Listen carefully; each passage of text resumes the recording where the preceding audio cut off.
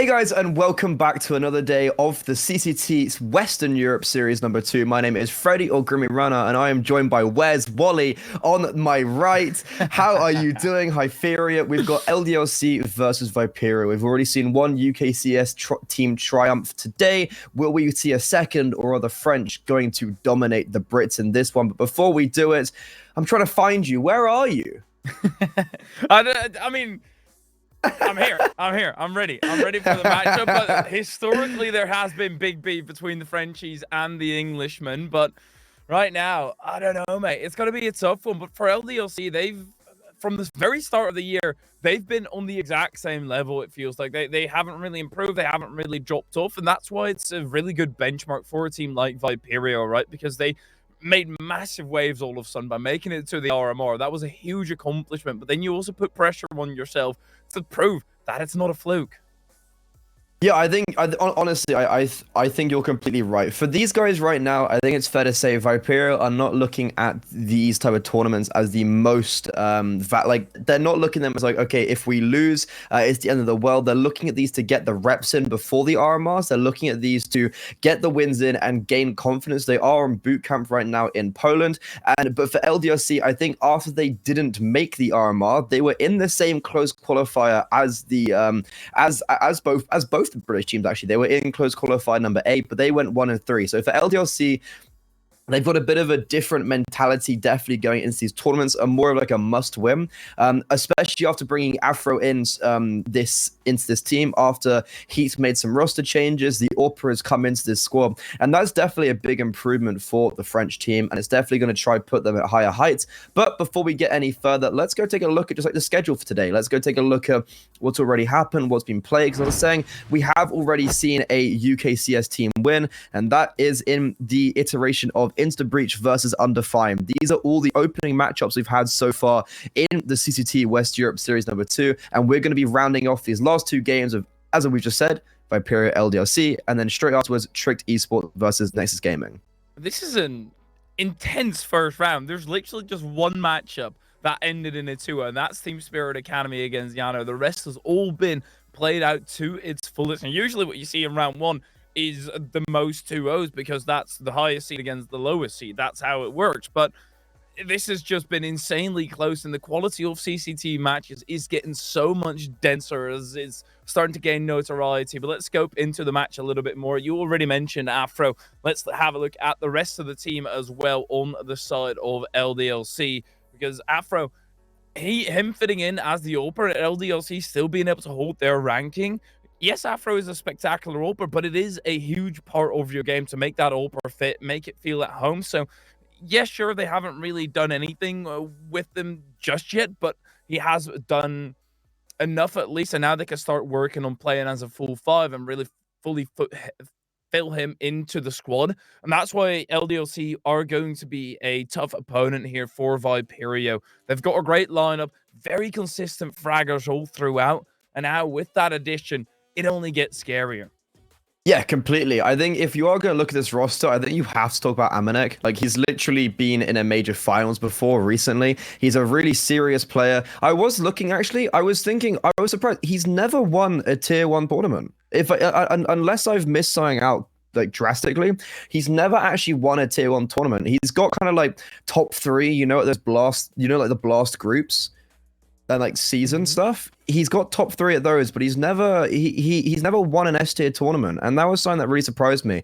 But he brings so much experience. I think you've got a really interesting team here, because this is the fragments of the old Gen 1 roster. You obviously have Gravity and Brooksy, who have come from there. Gravity, who's still the IGL, and these two especially have played together since like ESEA main, ESEA intermediate, and they got to advanced. They got picked up by LDLC when they went to advanced, and they've kind of changed the roster over the past year, made it into challenger mode, challenger league, and so they're definitely doing quite well and definitely progressing forward. But talking about progressing, we're going to head over to Viperio.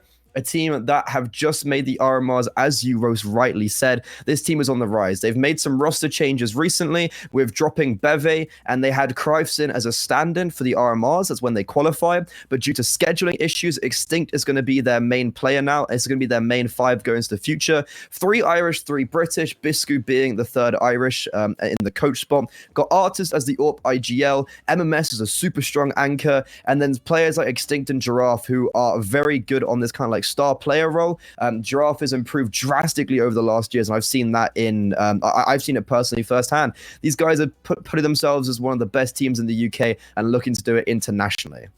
And let's have a look at that veto again, or real quick, not again, first time we're seeing it, and it is going to be Vertigo, Overpass, and Nuke. Nuke, a very strong map here for Viperio, so if it does come to the very end, it is going to be a tough one here for LDLC, but of course, Mirage banned out early on, absolutely the best map for Viperio. But certainly, there are no slouches on the side of LDLC. However, that first map is going to be a tough one. Rocking a 20% win rate. Only 1 out of their 5 matches are won on there. So they're really going to have to make it work on Overpatch, which statistically absolutely isn't a map that you think, oh yeah, LDLC pick into it comfortably and they're going to be looking spectacular on it. It's just a little bit above the Vertigo win percent. So overall, this is a very interesting veto for LDLC. Yeah, I mean, this is actually quite beneficial for Viperio because Mirage is their insta-ban, so LDLC banning Mirage helps them because LDLC remove their insta-ban and Viperio get an advantage there where they can ban out Inferno, which, to be honest, probably would have been first picked, I think, against Viperio if LDLC had that option. They haven't played it the most, but they've definitely been very successful on it. I'm very surprised LDLC didn't pick him to Nuke. But overall, you're definitely looking at this veto, and this has kind of got Viperio written all over it. One thing that I find that they've been kind of, I think this might be, you could see as a negative thing. They've been playing the same 4 maps quite consistently of Nuke, Vertigo, Overpass, and Anubis. And I've been kind of mentally, and I was talking to Zerfa about this yesterday. I was thinking that they should be getting more reps in other maps on officials, and like getting more reps in on Inferno and Ancient, for instance, and not playing these same 4 maps over and over again. But it seemed that they are still going to be doing that. And up against LDLC today, they're going to be playing some of their stronger maps. They played Vertigo and Ancient and Overpass actually yesterday against Coalesce. They looked really strong on Overpass, and to be honest, they actually looked a bit wavy on Vertigo. They did win, but they did look a little bit here and there. They also played against Let Us Cook on Vertigo yesterday, and it was like, how have I watched them. I was watching them, and I was like, how have they not already won this game? Like, if and they lost the game, and they were up and they were playing well. I think a really big thing for Viperio is actually starting on the T side and ending on the CT side for Vertigo. Like, they play better when they pick Vertigo and someone doesn't pick it into them. And these guys, like, Vertigo's always been like their map. It's always been kind of their thing. The old UMX days where they literally would be like, I remember they were talking to me, and the way they used to practice Vertigo and other maps was they'd get given Furia demos, and they'd all be given a player and they'd replicate Furia. Obviously, Furia were very good at Vertigo, so they became like Vertigo demons, and they've kind of changed over time. And now Viperio, here they are on Vertigo in the first map of this series, 0-0 in the main Swiss. LDLC favored in the odds, but Viperio looking to change that up. Starting on the T side, they've got 1 piece of utility on MMS and 2 P250s on Extinct and Giraffe. Instantly and killed by Extinct, but a beautiful flash through. Giraffe and Extinct both entirely blinded up, but Giraffe, as soon as he regains his vision, will be able to take on the battle against Brooksy. But Snubbling, in the meanwhile, has dispatch of another LDLC player. Giraffe starting to trek backwards. Oh my, Gravity is going to hope that he didn't actually pull through there, but LDLC in a 1v3, and it is Amanek, the main man, the most tender player on LDLC, probably, but Viperio.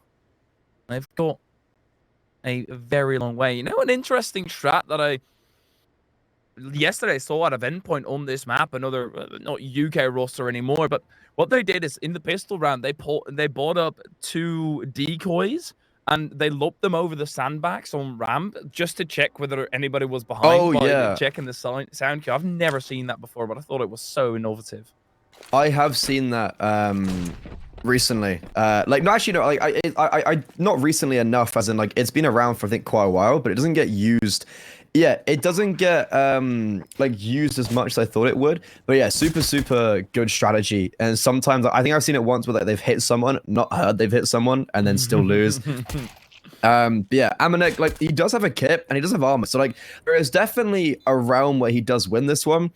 I just don't think it's going to be the case. He has already got 1 kill, but these post plants are looking really good. And he is going to just try tap it, force out Gizmy. I don't think he knows where Giraffe is. Okay, this is looking really good all of a sudden. Giraffe in a 1 versus 2. And he isn't going to over-peak. Blood in the veins.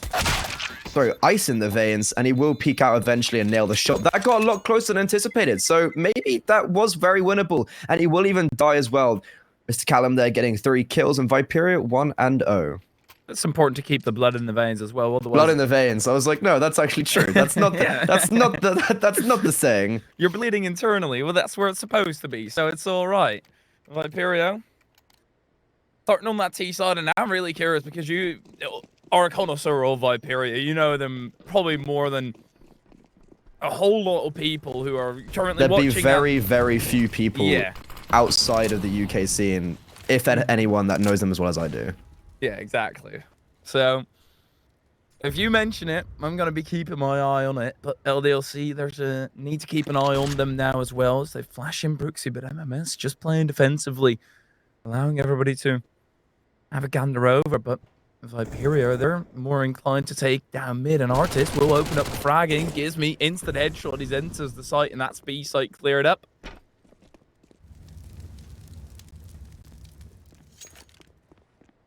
Very unfortunate, I think, for LDLC here. They're going to have to try and save some weapons, but the problem is they're not going to be given that opportunity. Snobbling all by himself now. One of the 3 lesser experienced players of LDLC, but not coming from Gen 1. You've got Gravity and Brooksy, as I was saying, like, very inexperienced. Snobbling would be kind of around the same, like, these newer bloods in the French scene. I don't think, like, it's not inexperienced in a negative connotation. It's just less experienced players playing with, like, Amanek and Afro, who are definitely a lot more. It's, like, a really cool position, I think. I think this is a really cool team person that LDLC are building up. Like, I'm personally a big fan of it. And I think Viperio, they just don't have that. They wouldn't have like an Amanek, for instance, to bring them up the ranks. Yeah. And for me, my peak years ago, when I was the absolute most interested in Tier 1 without being a caster, was around the time where LDLC were actually a contender for the very top consistently around that 2015, 2016 mark. And it must feel tough as an org as well. Of course, there's things going on, but if you go up that far and you're not really able to build up another French cluster, you want to keep it local. But of course, that talent pool is very limited. And usually with French players, they want to keep it French within the team and then don't want to go international because either their English isn't quite on par or they just feel more comfortable. And Viperio, they've gotten a free bomb site, so they're going to feel superior. Amanek immediately decapitated. You can see that one in a Doom scenario oftentimes, but Artist not exerting too much trigger discipline. Don't really need to. He's just looking to get these eco kills. This has probably been a very easy 3rd round all in all for Viperio. And Artist just trying to get a few kills with on this SMG. He is the AWPer. So kind of ideal here would be get as many kills as possible and then like die at the end. Yeah, okay. Maybe he could have got one more. But like now he's going to have the AWP in the next. He's not going to be on that SMG. And LDLC, oh, would you look at that? Brooksy saves an MP9. Not the most, you know, doesn't really have the most punch to it. I do like Viperio just walking through that round, not really using any utility, just sending your most disposable weapon in, and then if there's nobody on the upstand, well, you've got a free bomb site. If there are a whole lot of people, you at least know that, and you can go down the other end. Very common for those pistol rounds to be stacked up on one site, but LDLC, they're actually going to keep on to the MP9, so perhaps it was even a good thing, or even a better thing now that Artist did lose that MP9, because obviously, as you mentioned, he could buy up the AWP, but also, LDLC are a little bit weaker than they initially would be in a round like this, but gives me out into the open, and Brooks is going to strike with the MP9. Very good first kill. You know what? I was bashing that MP9. You know what? It's got the first kill. Amanek dropping the bomb as well. This is not looking great for Viperio on their first gun round. It's been a pretty breezy first 3 for them. However, they're all very sporadic right now, all across the map, literally on every single extremity. And it is just going to be MMS, the first to fall. Extinct's being spotted out. Giraffe making some noise. He's probably been heard. And okay, Extinct will get a first kill, but he will quickly be put down by the IGL. And yeah, Giraffe, they've heard where he is. 1 versus 4. He will pick up the bomb, but I don't see him getting too much else done with this. LDLC, a very clean first gun round all in all. Picks up the AWP, but a minute to try and save an AWP when LDLC have got 4 players left alive, and especially with an MP9 in there, you just gotta throw that one up in the air. Where's that MP9? Basically an AK because he's going to be able to upgrade at the very end. But this is going to take a while for Giraffe to bridge this gap, and do you even go for this? It's such a scary one, honestly. I personally think saving here is probably the best. Like, personally, for Giraffe, he has no money. Saving the armor and 2 flashbangs, he can just buy a smoke and Molotov and then get Artist to drop an AK over to him. The AWP goes to the IGL. Everyone else is a full buy. It's a bonus round for Viperio. It's not the end of the world. They have enough funds in their back pocket. Still, though, a very nice first round for LDLC. Keeping 4 players alive. 3 AKs being saved over an M4. Honestly, the only better case for LDLC right now would be saving that AWP. Do manage to get that first round.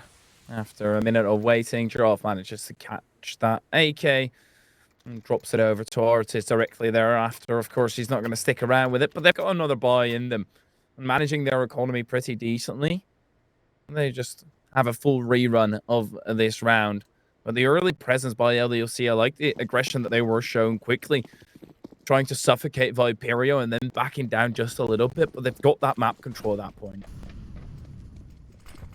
Yeah, so there's going to be any change this time. Looking early on, there's going to be actually a lot of aggression early towards the B bomb site. Extinct using a one-way towards A is also going to warrant himself a first kill. Just look at the minimap. They've got the majority of their forces stacked towards B and then leaving Giraffe to lurk out of middle. Because they've got the kills Viperio, LDLC are being forced to move forward out of position into no man's land, and that's when someone like Giraffe is going to strike. A dink going both ways, but the AK takes supremacy there. Amanek caught equally in no man's land by the amazing flashbangs, and Viperio have just picked LDLC apart every single corner right there. A lot of the times taking individualistic 1v1s, but especially towards the B bomb site, just grouping up, hitting it, and in the blink of an eye, Gravity's sitting there being like, lads, what's gone wrong? How am I the only one alive? That round just went away from LDLC. Nothing went right for them at all. Perfect read by Viperio.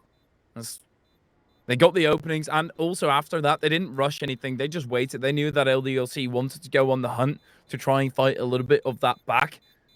So smartly positioned, and thus far, the rounds have been incredibly dominant from one or the opposite. LDLC, this one, they have to relent. Their money is struggling a little bit more, but they should have a buy coming through anyway, as Gravity is going to be able to drop a weapon to Afro. Are they deciding to go for the AWP? It would be a pretty decent buy because Gravity can then buy it up another flash too. So it really isn't going to hold them back all too much, and the rest can just take care of themselves. LDLC taking a tactical pause to have a thought about it.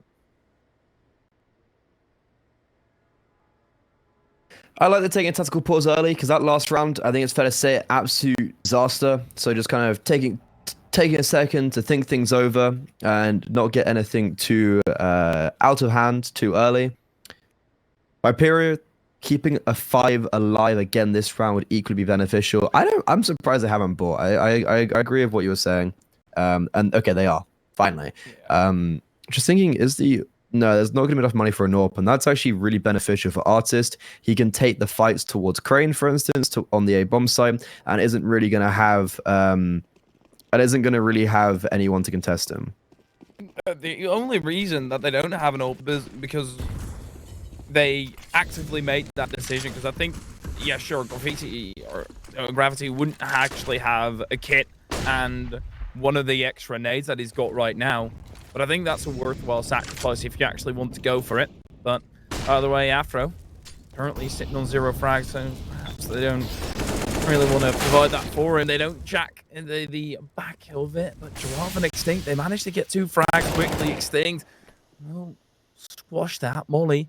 But with that snubbling, he is going to be aware. But it seems like Artist might catch snubbling on the timing. Wants to veer around the corner. Flash coming through. Beautiful shot. Seemed like it was already scoped out before he fired it off. But Brooksy was spotted. It seemed like by Giraffe, but that's on our vision. And we've got X-Ray, but it's Artist who want to take care of him. But 2 HP for him, and Giraffe not doing insanely healthy. This is still not over.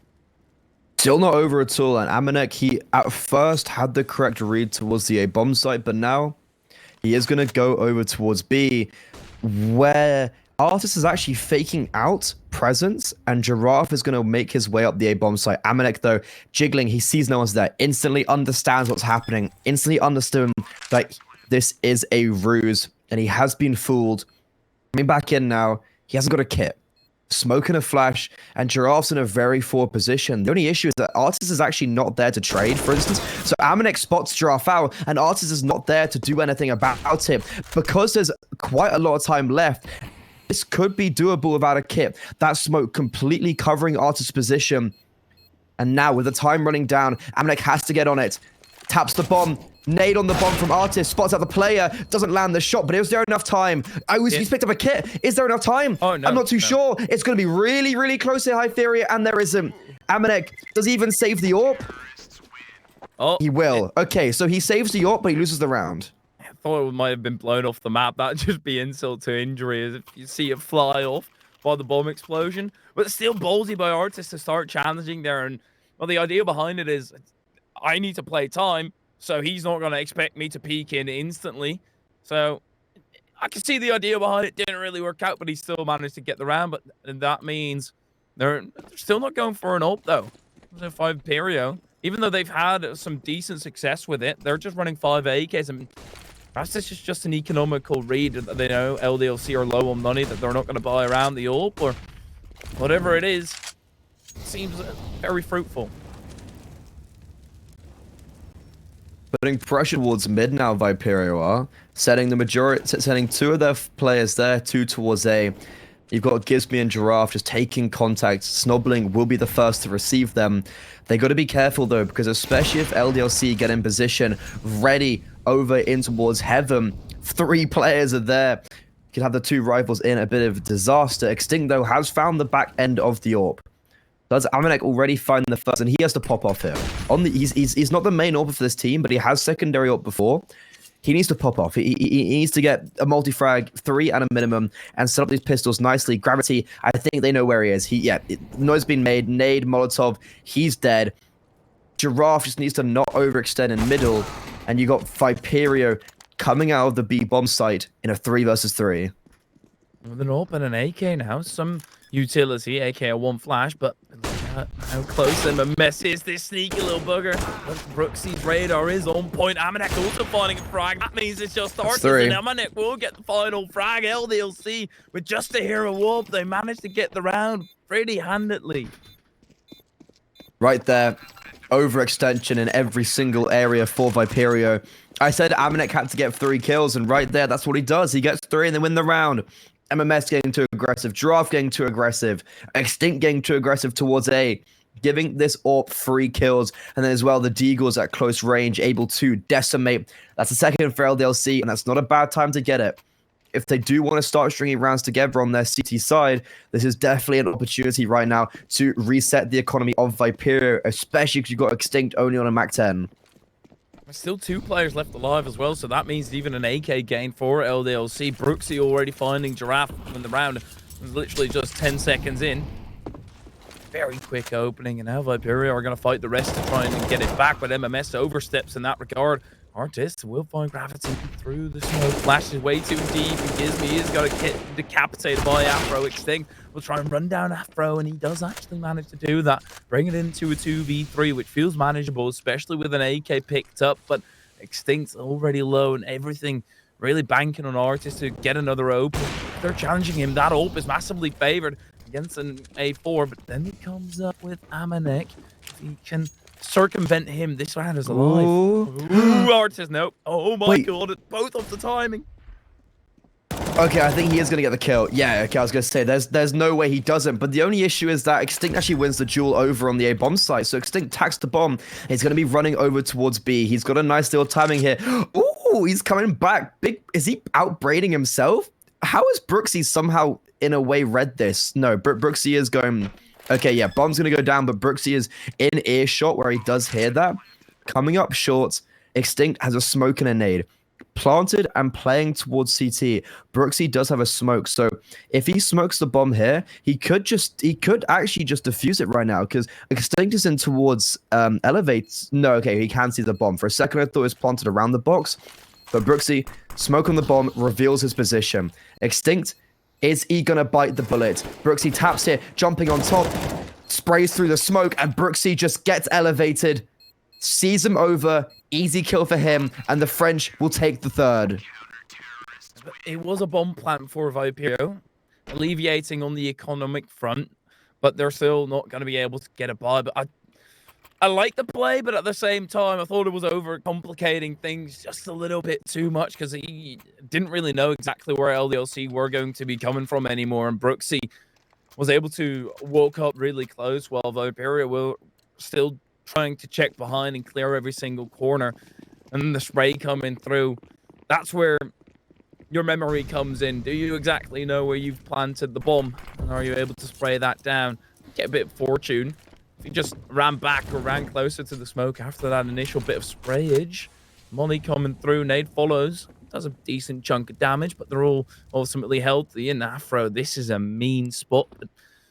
As soon as it's going to run out, LDLC are going to get overran so quickly. And a beautiful flap right in the face of Afro. Gravity also getting overwhelmed, but at least on the way out, he manages to send one to his death. Fantastic flashbang. 2 for the price of 1 is more than what they need. However, that smoke has been blocked by the Molotov, but it does not matter. Extinct, the new boy on the block. The Irishman, 12 and 6 right now, will nail at range with the M4. Amanek and Brooksy close in conjunction. Try and deny the bomb, and they will do good for the first, but the bomb's going to be planted just about. Giraffe giving some covering fire by Artist and Gizmy, who have the rifles, and Giraffe just has to survive here. He's dancing around default, not letting them come too close and making them quite scared, while the 2 rifles give covering fire, but as Giraffe falls, Gizmy will then strike. Brooksy nading the sandbags. There's a lot of damage, but it's not enough. Gizby giving him the little shoulder peek and allowing Artist to come through. Viperio on their low buy do what LDLC did and will claim still an extended lead and also completely reset the economy. LDLC keeping low amounts of players alive, it's not ideal for them. Tit for tat for Viperio.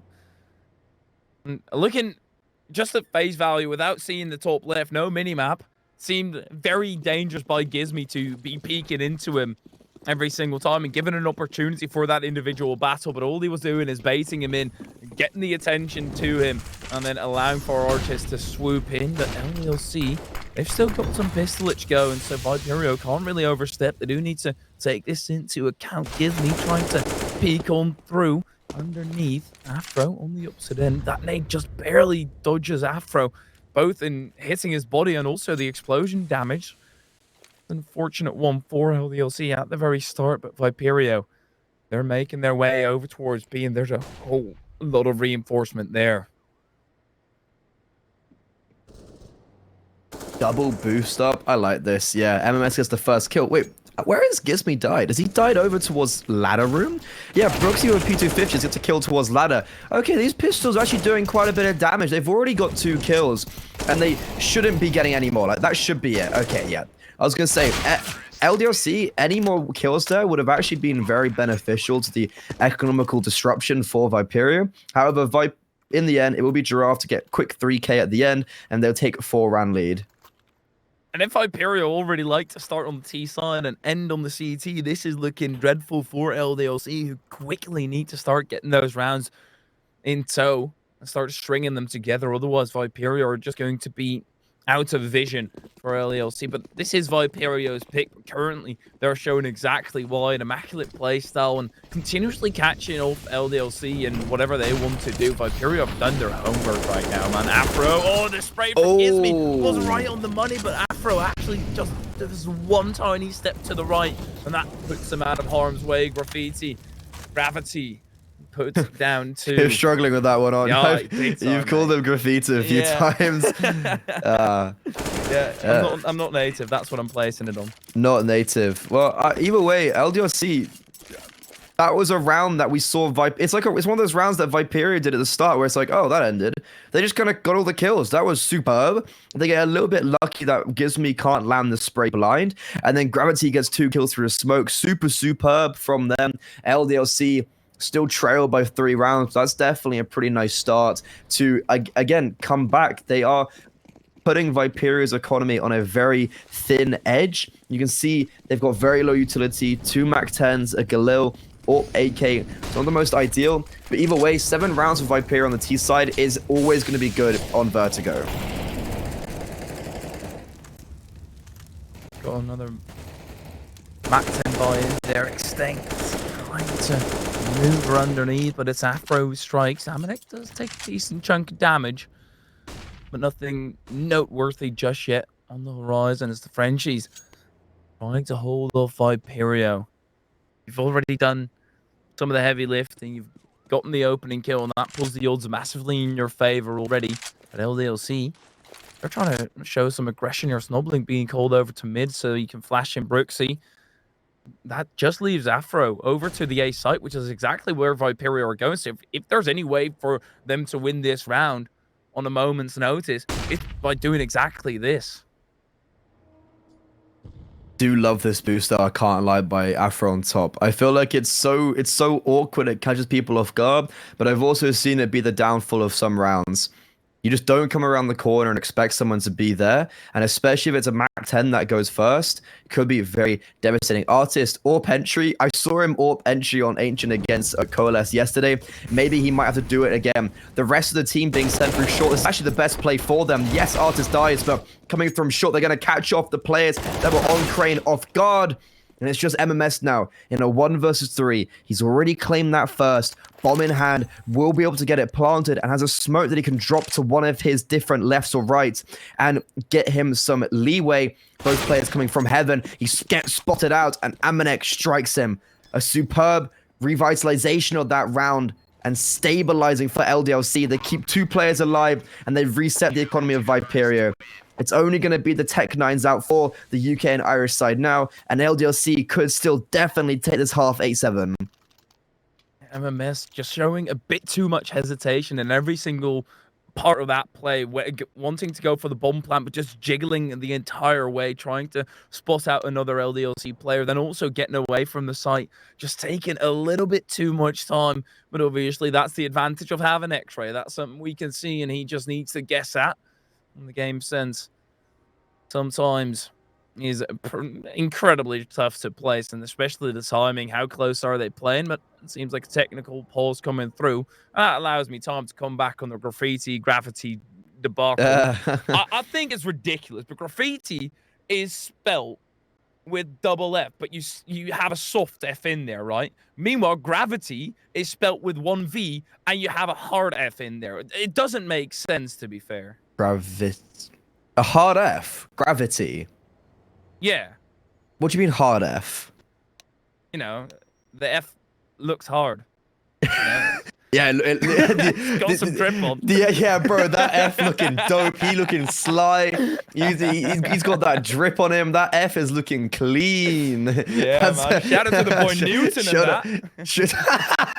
that. But no, I have no idea what you're on about, Puzzy. A hard Gravity. There's no F in there. Yeah, no, but it sounds like it. Yeah, okay. Well, either way, he is going to be reconnecting. You know something I found out yesterday? So you know Ted and Zerfa? Yeah. I was talking to Jack yesterday, and he was saying that Ted has a notebook for topics that when a technical pause comes through, it's like not a CS topic. It's just like a random, just a topic. And he just asked Jack a question. And I was like, that's a great idea. So I'm going to start doing that. Ooh, oh my. I was expecting something, to be honest. But What do you mean? Well, I mean, you said I'm gonna start doing that, so I kind of Next time, expected okay. something to I'm be gonna asked. I'm gonna start writing the notebook and collecting topics. You know what we could do as well is just like a random word generator or something, and then start rapping off of Random. that. Start But rapping. I'm actually, I'm like really bad at like just no, like like rhyming raffling and stuff. or, like, Oh, raffling. yeah, What? no, because as soon as I start freestyling, mate, the curse words are gonna come out because I don't actually know any rhyming words quickly Yeah, so enough, we at don't least. do that. Yeah, no, we don't start Okay. rapping. Absolutely not. Yeah, we most definitely don't do that. And well, Viperio, they're trying to lay some fire down, but they're getting smoked out by LDLC in round number 13. Gizme's gonna lose his head. MMS is gonna lose his. Artist in disarray. And LDLC is probably the closest being all game, right? 6-7. LDLC starting to pull it back, but that was around where Viperio didn't really have too much going on. Where Viperio have been really strong is when they've actually had that up. It's not necessarily like Artis is on an absolute tear, but he's gotten some key frags in moments where LDLC are at that turning point to get back into the round. But Viperio, they don't have money for it right now, so they're going to have to rock a Galil on Artist instead. LDLC, they're still 5 rifles strong. If they manage to close out this half at an 8-7, I'd say that's fair dues, and we're in for a banger second half. Oh, this is very early doors, and Extinct will be the one to get that frag. Very good first frag for Extinct. We've seen him being bested multiple times by both Gravity and Amanek towards that area, but he's also been the one getting opening frags sometimes.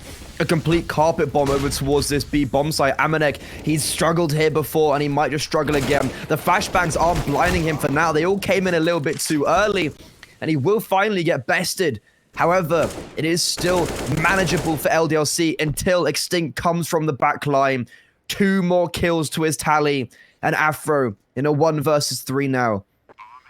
Meandering through on the extended flank. I think they have to know he's here. Yeah, that smoke there from Art, that they have to know he's here. You have Giraffe taking all the control towards CT and Elevator, and Artist will find Viperio and 8th. What a round from Extinct. He gets a kill towards A, comes up ladder, gets 2 kills towards middle, and as Viperio are struggling towards the B bomb site, he's their win factor. Without him, that round wouldn't have been won. A little bit troublesome, though, the fact they use their flashes so early, but then don't go up with those flashes, and Amanek is just standing on the bomb site unblinded. Incredibly strong round again by Viperio, but LDLC got plenty of money in the reserves. They can start challenging them again. But at this point, it seems so tough to outwit Viperio, which is going to pose a massive issue on that CT side as well. Or on the T side, rather, for LDLC. But that still is a round erased. Amanek flashed in, but MMS has got a very easy tap to the right. And he can just get himself into safety as Viperio look to make their entrance. Amanek, he's not trying to contest this at all. And if he does start veering over, going to be troublesome. Amanek smokes in behind him, but they spotted him, so he needs to go back fully. He did have some help from Brooksy there with some flashbangs, but they didn't. They did blind 1, but not all 3 of the players there. And Viperio needs to be careful because look at Gravity. Look at where he snuck himself into. In the back lines, he is definitely going to get 1 here, and he really should. Yeah, he drops the bomb. That's loads of information. They know exactly what's happening, but he's going to be very short-lived. Because he hasn't survived for too long, and especially with Afro dying in middle there, loads of space has been created for Viperio, and LDLC went from being in a great position to now being quite troublesome, because look at this. Yeah, there's no way you expect Extinct up there. My God, is he having a great game right now. 17-11. The Irishman, the new addition to this roster, not necessarily new face to the team, but new in the coming weeks. He has proven such a good addition, and Viperio will be finding 9 unless Snobbling is going to get a terrific 1 versus 3 with no utility. Nothing in the first duel to go his way as well, and there's still so much utility on the side of Viperio, but if you can get this fracture off, don't stand out into the open, that would be all the utility basically gone. Snobbling pulls out the 5.7, and I mean, that's not really going to be the weapon if you want to pull off a 1v3. Nade goes over. You've got time to reload, lad. You're not going to win with 15 bullets in your 5.7, but he's going to try it anyway. Giraffe tucks himself back in, and now Snobling is just dead out into the open. There's no way he's going to be fighting that one back, and the half ends with a 6-9. Superb from Viperio.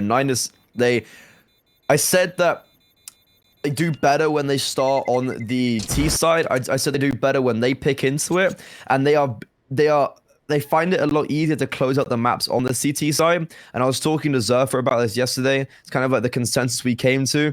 And already they're looking really strong on their map pick. Overpass, which is picked by LDLC, is not necessarily a sign that's bad for Viperio. So it's going to be, I think, a very difficult one, especially if Viperio win Vertigo. I think Overpass is going to be very troublesome for LDLC, especially because they haven't really been having the most success on it, whereas Viperio have been having recent success. And would you classify the play for Viperio as on the T side a bit risky, a bit out there? You know, you need to take your chances. 100%. Yeah, they're a very sporadic team. They're a very kind of like all over the place. Is not necessarily. It makes it sound worse than it is. It's very Furia-esque. That's like the best way to put it.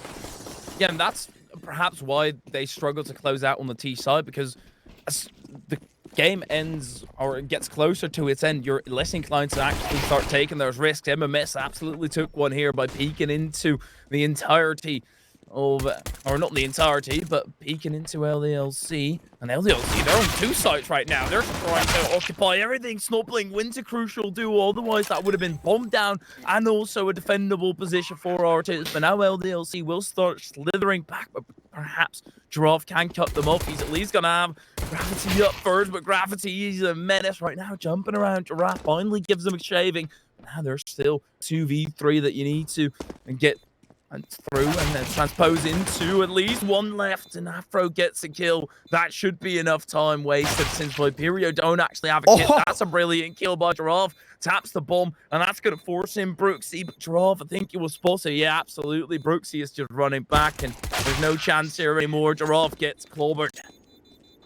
Very, very close indeed, but the French will take it forward. A terrific entry from Snobling there. Gets 2 kills on the B bomb site after his teammate falls. And Viperio, they will not find success imminently on this CT side. Do they force up? I'm normally a fan of a CT force in second round. I feel like you're not going to have the grace of economy on the third if you don't force up. But no, they're going to full eco. They're going to be just getting this round out the way and giving LDLC free pickings against the USPs.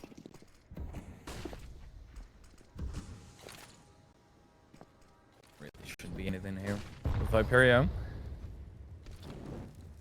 I'll reach that window, right? Huh?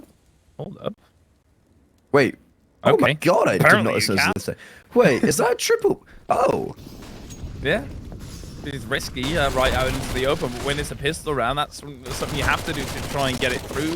Gravity starts fading back into the smoke after he sees all the CTs on the opposite end, and that's really the only way that you're going to die to the USPs is if they just outnumber you massively. You don't know who to shoot at, but LDLC have gotten the bomb down, so there should be no further trouble. That is a really cool boost. Sadly, nothing happens, but, you know, not out here. Definitely going to have that in a video soon. And, yeah, it's going to just be a quick and easy 8 for LDLC. Not wanting to give the MAC-10s the kills. I think that's kind of the main objective for Viperio here. Don't want to give the extra cash away. And if you are going to get, if you are going to die, at least die to the Galil, or just not die at all to the weapons. And it's going to be Afro to pick up 2, Brooksy pick up 2 as well, Snobling 1, and they do lose 1 to the bomb. But that should just mean what? Yeah, I was gonna say that does just mean Gravity can upgrade his MAC-10 to a Galil, and this is where the rifles come in. 5 M4s for Viperio. I don't think LDLC are going to have they're not going to be able to get an AWP out. So it's just going to be still the rifles. Not as good of a buy, but they still can make it work. Especially with that MAC-10. You know, it's obviously a weaker gun, but you can use it. And if you utilize it properly by sending it and then immediately trying to trade it out, you've transposed it into a 4-on-4 and it's still all right. Yeah. You know? Or even just get the entry of the MAC-10. Yeah, that's obviously better, yeah. and just running through and gathering information, use it as a probing mission. Afro, he's the one. He's the head of the spear right now, trying to move on through Artist at a bit of an off angle. It's dangerous, but he managed to catch Afro. Not a fan of that, especially when you were saying, like, look, you've got a Mac 10, you want to utilize that maybe a little bit more. No, send the 1 AK alone up the A bomb side, and Artist is just like, cheers, I guess. So thanks for the free kill. And then now they're peeking deep on ramp. Giraffe, Artist, and Extinct are just going to farm them up. Oh, nope, never mind. They actually lose out the duel to the Mac 10 at range. Amanek claims the head of one, and the rest get one in return. 2 versus 2 gives me an MMS. Both struggling this game, to say the least. They haven't been necessarily the most impactful players. MMS, the B anchor, is still going to stay over to that side of the map. 40 seconds left. LDLC seem like they will commit towards A. They are just biding their time and waiting to see if anyone pushes into them more than anything. Gizmy's going to hear some of this utility. It's actually going to go away. Oh, okay. Have Viperio just been baited out? Because he's hearing the utility and nothing else, and now he is going to hear the footsteps. Bomb's going to get planted. Gizmy isn't going to get caught out by Amanek's elevated position, and is just going to hold off and wait for MNS, putting himself in an elevated position. MNS is going to rotate in, but he's going to win his gun battle. Viperio, fine double digits. I genuinely think that got a lot closer than it had to be, but they still make it work. I do like that Viperio. They were playing one on the site, but they did it very passively, so you're not really going to get overwhelmed and put yourself in a 1v2. You can just start going back, wait for your teammate to come through and challenge a little bit on the defensive, but that's where you've already gotten the angle. So Viperio, very well done, but LDLC just struggling a little bit there. Not quite managing in the individual battles. Neither side really had any util to work with in order to fight it back with. And that's a tough one for LDLC, but ultimately they managed to get the bomb down and alleviate some of that pressure on their money. But our Afro still really isn't comfortable, and they're going to go with a Mac 10 again, and they're giving it to Amanek. That's a very old one. I mean, he's really comfortable with it, but he's also your top fragger, just a little bit slow. Yeah, I mean, it's all part of the plan. And LDLC, they have a stack towards middle. 4 players here. The Mac 10's actually all by himself towards A right now. And I assume he is most definitely going to move away from that area and come towards middle where everyone is here. 4 players. Giraffe dropping some smokes, trying to funnel them towards the B bomb site through heaven. And I'm not sure I don't think that was the original idea. I don't think LDLC wanted to be stopped in that manner. They have really been tempered with their momentum. And Gizmy getting a kill there just adds insult to injury. LDLC committed so much utility to that original push, and now are having to reset with 2 flashes and a Molotov. I think they wanted to go towards the A bomb site, but because they got funneled away, they just had to walk away from it. Viperio, yes, they committed a lot of utility to stopping that as well, but after they get the kill, they're definitely in the advantage. It is a bit fortunate by Gizmy because they just failed to actually jump up on the side of LDLC the initial time, allowed Gizmy some time to get himself ready for the fight. Gizmo. He just about gets out. That does allow LDLC free control over mid and an immediate push up on the B site, but Gizmy is going to come through, but MMS clobbered off the map, and Artist now, he's got it all to do, but he's getting everything as well. Make Afro into the ground, and Amanek with the Mac 10. I feel like this is going to be a bleak story. Manages to get Giraffe, but that will be that. Very similar to last round, of the fact that it's like, how have only 2 players survived at the end there? So in that manner towards the LDLC, you got to give them some sort of accomplishment that they did do quite a bit of damage. However, in the end, Viperio dispatched with them very cleanly. I don't think there was ever a worry in who was going to win the round. It was just how clean can we make it. There was like, actually, no, I don't know, there was a bit of a scare there when MMS was all by himself from the B bomb site. Gizmy's been mollied out. So there's no sense of rotation from A towards B, and the main stack of the forces couldn't help. But LDLC, they don't break through quick enough, and they will lose 2 rounds in a row, which means they are going to be reset. As Viperio's tactical pauses takes an end, we will be commencing back into this game. 11-8 right now on their map pick, the UK and Irish team. on their way to be taking it in their stride. Solidified hold. And even the MP9 on Gizmy. Gonna be trying to hunt for those eco frags. There are some P250s on the side of LDLC, so you can't really push those close corners too comfortably. And in general, you don't really want to do that in rounds like this, just to try and get yourself some money, because any single bit that LDLC managed to get is profitable for them. But Gizmy didn't even invest into any utility. I think he bought like one nade or something, and then apart from that, he's the point man trying to either swoop him from behind, but currently he's still over at B, just waiting out. And LDLC, they're going to be moving themselves over at A, but Extinct is actually going back. Artis goes unchecked, and that A1S will get two, but now the CZ gets overwhelmed by the P250, and all of a sudden, an A1S giving up, but Afro already getting naded to oblivion. He does get burned alive, but it's another kill for him. Again, very expensive rounds. Viperio needs to try to do this flawlessly now. And with the A1S being picked up in Snobling's hand, that's another kill. We're in a 2 versus 2 right now, and they're not sure where the last player is. The bomb is probably going to go down. Snobling's going to plant it. And both Gizmy and MMS have been left once again in a 2 versus 2. This time they have the advantage of just having armor. The other players don't.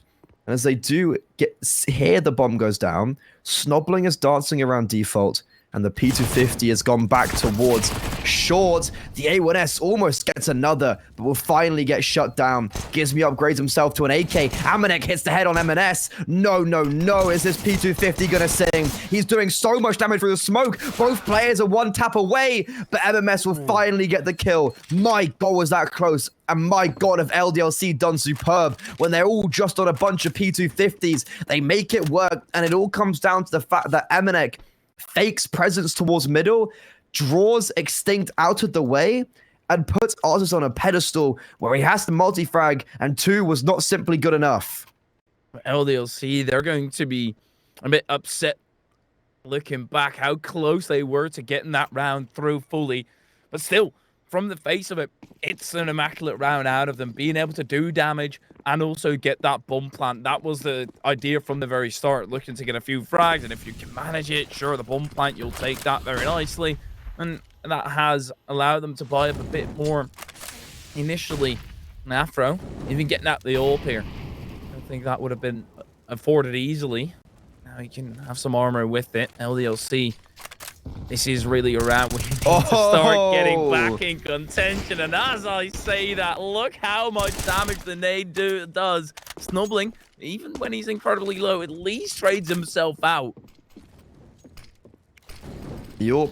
Doesn't quite do as much damage because it only is against the low HP. You maybe would have wanted him to kill one of the high HP players, but Amanek on 14 HP could be Extinct's next victim. Over on the B bomb site, they are taking some presence, but it's still going to be towards A. Oh no, the whole timing eludes Viperio in so many different areas on the map, leaving now Giraffe in a 1 versus 3. He's on the A bomb site. All his teammates have fallen around him. Afro on the AWP is the only player with any HP. He has the bomb in his bag, and as Giraffe goes walking away from the bomb site, he is going to find the contact onto Brooksy. And where does he gamble? Looks like he's gambling towards B, which is the wrong idea because both players are stationed towards A. I can fully understand both ways there. If you find Brooksy that far pushed up, oh, they've already taken the B site, but instead, Giraffe is going to have to duke out on A against an AWP and an incredibly low Amanek. Feels very doable, but LDLC, they're not one who are really looking to give up around like this. Amanek was a little bit off the crosshair placement, but he instantly dropped Giraffe after a tiny readjustment, and LDLC do push through the round, and Viperio, due to some expenses and that weren't foreseen for, they are not going to have a buy in this. Or, okay, they are just forcing up, but it's not a proper one. Honestly, the fact that Amanek on 14 HP gets 2 kills there, Viperio deal almost 300. They almost get 3 kills instantaneously at the start of the round, and they don't even kill all of those players. I don't understand how Brooksy's walked up the B bomb site and got 2 kills. MMS has got a little bit unfortunate with the timing there, and he's kind of edged around at the wrong moment. But Viperio on a double eco, they have to buy into this one. You've got Artist, who only went 1-for-1 on the York last round. He's going to be on the A1S, surrounded by upgraded pistols. It's not the most ideal round, and LDLC might just have an opening back into this game. An opening much needed. Viperio, if they don't get through this round, that opening is even wider. But Viperio, they are at least giving themselves a chance here. Very little utility to boot as well. And you've just got the 1A1S on the T side. Sure, go for the hero play, but on the CT and the position that you're in, allowing LDLC to close a gap, but they are utilizing Artist in an aggressive spot. Trying to get those kills immediately, pushed up. And MMS, he would be right below to pick up the weapon if it does go awry. But LDLC, they suffer the first casualty. And Artist will even find a second, so thus far that hero A1S is working wonders. The Irish captain leading by example. That's literally exactly what you'd want, right? And in the meantime, you have a boost over Rain? Wait, am I being really dumb? Where is that boost? Where have they? Oh, it's just a normal boost. Sorry, that really confused me for a second. But they are, okay, they've just boosted normally, and it really bamboozled me for a second. That might catch off a player if no one expects it. Giraffe on top with the 5-7. Hears them. So there's a lot of information, and Snobbling will actually just tear Giraffe's head off. In the meantime, Extinct is by himself over towards Sandbags. That Molotov isn't quite going to touch him, and he has got support from the rest of his team jumping on top of the Sandbags. Snobbling has actually found his second of 3 versus 3. Artist has rotated in. That A1S is going to have to do a lot of damage here, Viperio. There's no time to go back to B, so LDLC, they are committed into the 3-man stack. The A1S already drawing so many attention its way. Gizmy will immediately decapitate Snobbling, and the rest is going to push through, but this spray going through only tags up Gizmy, and they're not really finding a way through. Afro, he'll go scouring, but he can rename himself to Ball with the way MMS gave him a shaving. Amanek also dropped die by Gizmy, and a beautiful round by Viperio. MMS just went, you know what, I've had enough. Runs around the corner with a 5-7. He knows he has the bomb and it's missed. And Viperio, they gave LDLC a taste of victory and instantaneously snatched it away. However, in the meantime, that sense of victory is going to get paused for both sides, as we do have a small technical issue. We don't have an ETA on it, so ladies and gentlemen, please do not go too far, because this game is shaping up to be a banger, and we should be back with you very soon with the result of map number 1.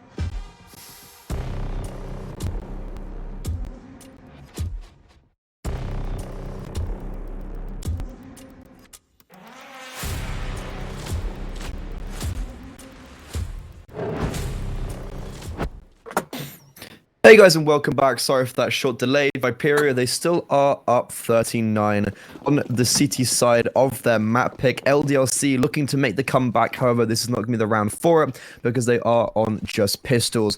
Viperio looking to make this one a lot cleaner. Notoriously, throughout this map, they have struggled with just making the rounds clean, like getting an advantage and just not quite be able to finish off their, finish off their pudding? What is it? Finish off their food? Dinner.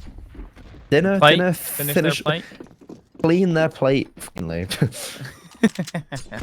Next thing, he's gonna need to make sure he survives now. That becomes a whole different tackle. Up the money in his dying breath. Snubbling. He's got quite a bit of positional advantage. But he tries to squeeze out, but the flash coming through is not going to be good enough as MMS will just start spraying errantly. Gizmi also with an MP9. This is still pretty tough. Rob has a quick work of 3 of them. Afro does manage to get one deagle shot through, but realistically, there should be no way for him into this round. And Afro indeed does get decapitated by Artist, and it's a round 1 by Viperio. Very similar to the round previous. This time, it's Artist running around with the 5-7. Viperio will string 2 rounds together. And LDLC, they will get a bomb down, so it will mean they will have a little bit more money in their pocket. The AWP, if necessary, will come out for Afro. Artist will finally be rivaled. We do have seemingly another tech pause, and we have had some issues on server side, so hopefully that is being dealt with very quickly. And Viperio, they are on winning ways to win out their map pick, and Overpass should be coming around the corner very quickly. But it's a very quick pause, so we should be back very soon. Yeah. In that meanwhile, mate, let me tell you about the nightmare that I've had today. So I wanted to sell my couch on Facebook Marketplace, and apparently all that happens is that bots are starting to send you a wild array of DMs of, hey, can I buy this? And then they're like, oh, can I use the postal service? And every single time I'm like, okay, I'm finally going to be able to sell this item. And then it turns out to be a bot. And it's been dreadful. I feel like that's kind of the issue you get when you're Facebook Marketplace, right? I'm having to post something to someone, and like I'm just like, how do I post something? Like what do I do to post something? Yeah, I didn't understand Facebook for the life of me either. I'm becoming older and older. We are. I mean, how old are you? 23. You're only, man, come on, behave. You're not that old. I've just turned No. 20 and I feel ancient.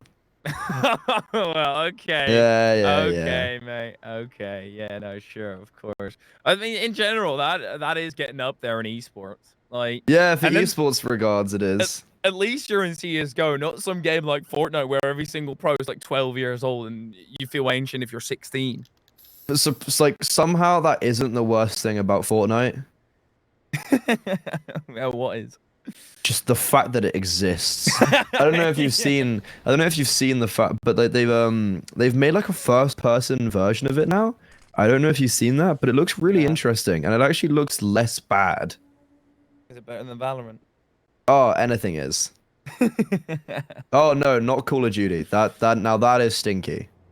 Yeah, yeah, yeah. Call of Duty is like you see is go for little kids who don't have enough attention span and Yeah. need to have it dumbed down for them. I will say though, the new COD is good fun. I have been playing it a bit. It is good fun. I'm actually of age to play Call of Duty now. Don't have to buy it illegally anymore. Do it for a man in a trench coat. I love that for you, man. I'm really happy that that's happened to you. Thank you. You know, it comes with age, but Comes with age, responsibility. yeah, and being able to do more things legally. Do you play any games outside of CS? You play Rocket League, obviously, don't you? That's Yeah, like your yeah. little ting. You know, I've been banging it out. I've been real good. There's been a rank reset, and I'm just the GOAT right now. I've been playing the best I ever have, and basically to put it into CS:GO terms, I was like supreme at the end of the previous season, and now the ranks reset, and I'm already supreme again. So I'm playing with like people Oh, who okay. really should be like relatively high up in global. So I'm Okay, so you're pretty happy with playing. myself. So, like, obviously in CS being global, you kind of like it. That's not Yeah. the end all. Like, it's not Yeah, yeah, like yeah. you have like faces. So for Rocket League, would you not have like, a face it? It would just be global. Is literally like global is actually meaningful. Yes, but that's only because there's no real other platforms that you can actually play Yeah. on.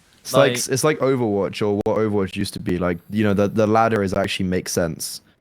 yeah, to a certain extent, because like people still go above like 800 MMR, above like what you need to get the highest rank. So like it is an insanely deep pool, and there's no like, oh yeah, top 100. There is a top 100 leaderboard, but I'm also we've been stinked here. It's supposed to be a very short technical, and meanwhile we found ourselves talking about an entirely Well, different this is I'm game. interested because I've never I've personally never really done anything about Rocket League. Like I've never watched it.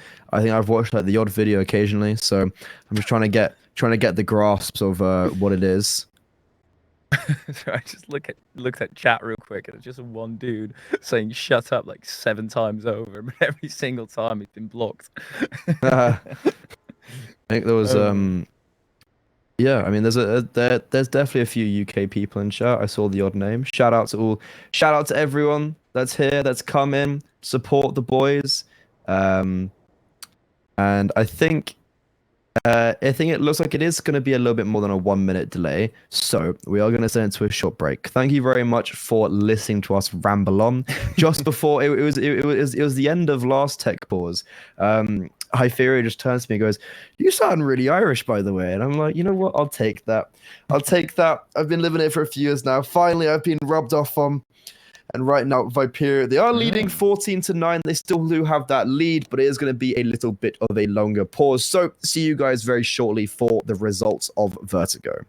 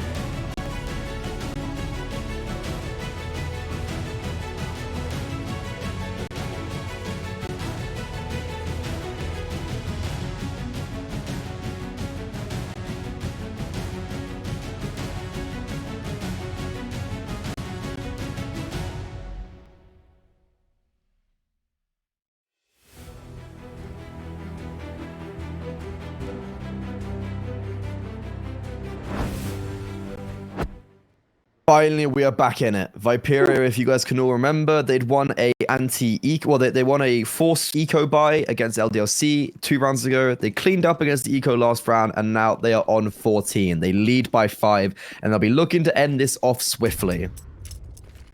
They've got everything to try and do so as well. A full belt of utility and all the weapons your heart desires, and even an AK on draft. It's been an absolute menace. Extinct has slowed down a little bit on the CT side, but yeah, if your engine's running at full speed, that's always going to happen. And that's the strong part about Viperio, that it's not just one player that needs to pop off, and otherwise they're just in a tight spot. Everybody's got that capability. MMS and Gizmy massively stepping it up, but LDLC slowly but surely inching closer to the altercation with Viperio. But if they're going to run into Artis, they're going to have a rough time here. Yeah, they've got really close without being spotted, and Extinct might get caught out of utility. The Molotov and smokes funneling LDLC through them. Extinct goes 2 for 1, but the bomb site has currently been relinquished until Giraffe comes in with the rest of the forces. The bomb might get planted if they're lucky, but no. It gets dropped. Amanek all by himself at the bottom of the ramp, Molotov in hand. Not sure what's happening here. Disconnected. Oh, he's disconnected. Okay. Ladies and gentlemen, another technical pause. 15-9, Yep. Viperio edging their way closer one by one. They should be getting it done momentarily, but we will have another technical pause. So I think, well, I'm going to hit you with another zinger. I will see you guys very soon after the break.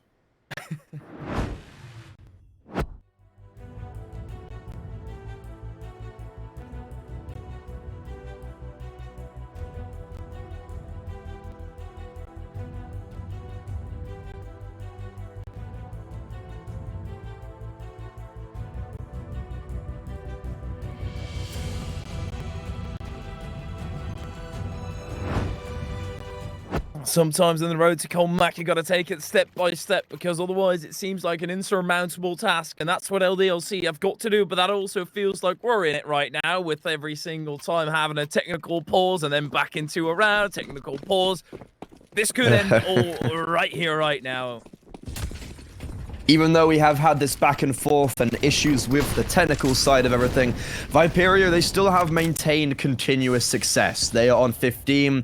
They have 6 rounds to close it out. However, that's a good start for Brooksy over on the B-bomb site. He eliminates the anchor player. But a lot of damage overall consistently across the board for LDLC right now. They've got Snobbling low, Gravity low, Brooksy low. And Viperio, even though they have the man disadvantage, they still might look forward. See, hanging on by the thread. Giraffe's gonna spot them going through, and he'll immediately get Afro too. That's a double up. Amanek does also double up, and Giraffe will shut him down. Brooksy, the lowest player. That is Viperio, 16-9. They pull through, and they dominate on LDLC. A very easy affair for them. 16-9, they take their map pick. Now going on to overpass the map pick of LDLC. I'm not too convinced the French will have as much fun and success here like they did on Vertigo, or any more rather. But Mr. Wally will be seeing you very soon after the break for overpass.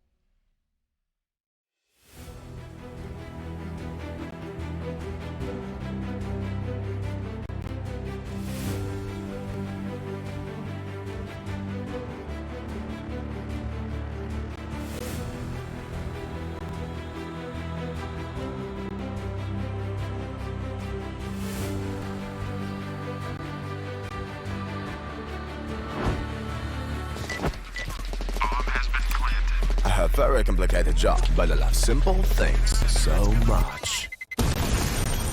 One move. One push.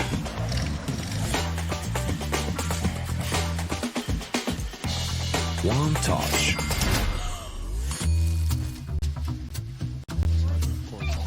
One love.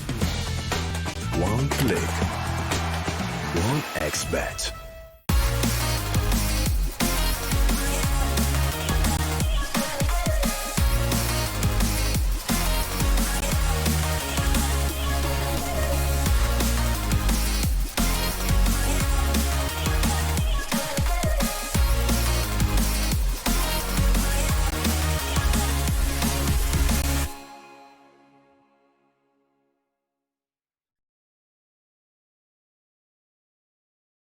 Are you sick of just opening cases?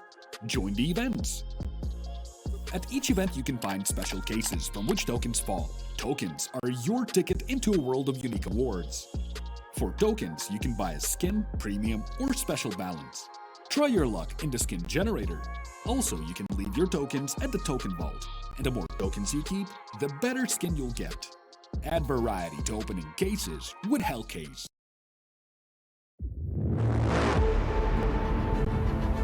The hunger for glory feeds the desire, the courage to look for a challenge,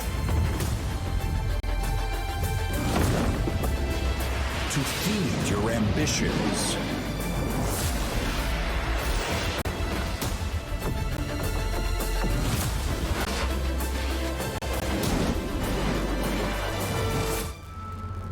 To reach for greatness. To become the champion of champions.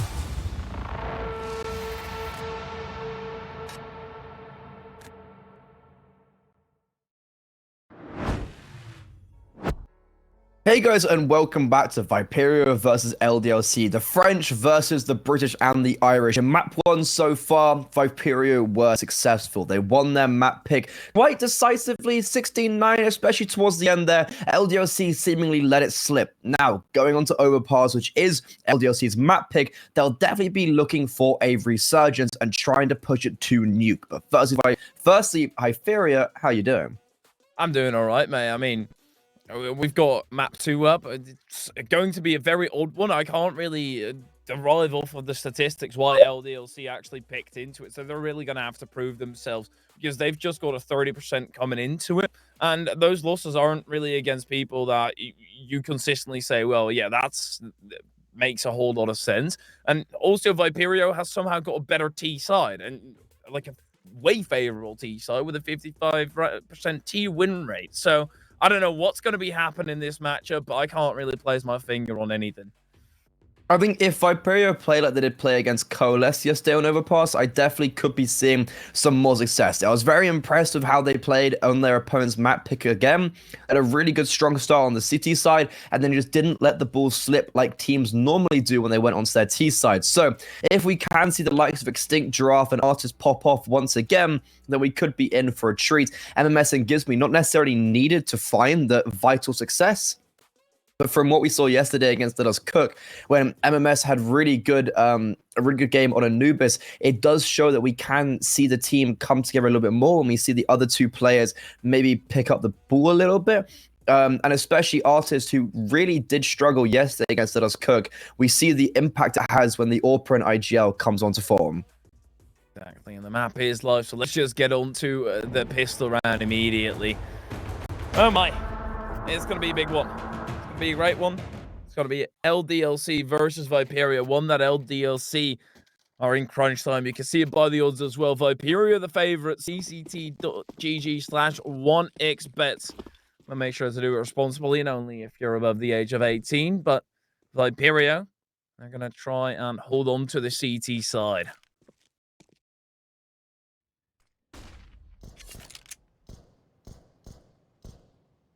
Make to set up right now, and a push towards long. Giraffe's gonna be the first to find a pick. Artist with the dual Brett is making some contact with Brooksy. Jumps around the cow corner.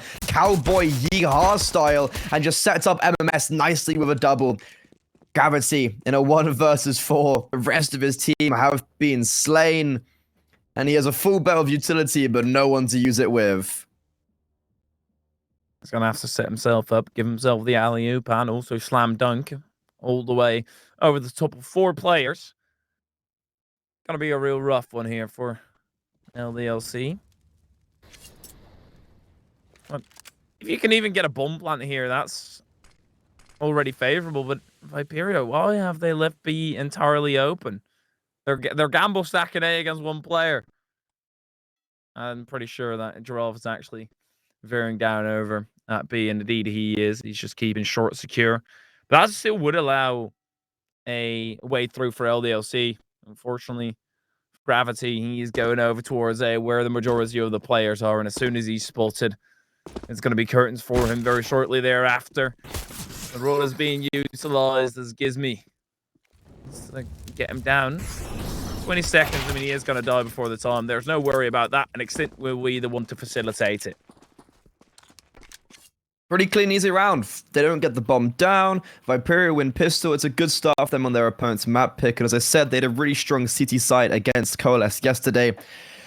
I was very impressed with it all in all. So if they can just continue that, then happy days. That was just all over. Good pistol round. Or MP9's brought through as well. But it was a pistol round where they just were more accurate than LDLC. It was clean, but there were some moments where LDLC actually could have slept through, so it was not all rainbow and sunshine on the side of Viperio, but this seemingly is Artist, again, going incredibly aggressive. That flame tick is going to be hurt, but he's stampeding like a herd of bison, and he's just cutting them all down. Stampeding will continue as Afro, as long as he doesn't want any beef there. But all the kills landed thus far with the MP9. Artist going to go up close, takes off the gloves, and does it with a pistol. Pretty good. 4 kills with the SMG. That's quite a healthy addition to your bank balance. 6.5. 6.5. Oh no, don't do maths on stream. 6 times 4. 6, 12, 8, 2,400. Sorry. I hate you. I study history and classics. I don't do maths. You vermin. Well, Viperio, look at this bonus buy. It's been an awkward one. 4 SMGs. It's not ideal against the rifles, is it? Unless you can manage to get it through, then all of a sudden it becomes brilliant. But yeah, that is going to be the issue, the obstacle of being up against those rifles. But there are some, like, a little sprinkled in there. And Viperio, as long as they're playing the close ranges, Flash comes through, that's going to halt the LDLC push for a little bit. And exactly like Extinct is doing right now, that MP9 can be a real menace. Ooh. And if you manage to trade yourself out, the Vamus from Giraffe is struggling a whole lot with the nade. It's not going to finish the job. Lancer in the vicinity of Brooks. If Giraffe going back for second tries, and Afro, he'll cut down on Artist, who struggled to get that spray in order. But now the MP9 is certainly not bad with how low LDLC are. The aggression from Gizmy is going to get himself the first. MMS at range does get dinged, but he'll equally find success. Amanek, with 35 HP, hasn't got control of the bomb, and Gizmy will swing into him. Now both players so tantalizingly low.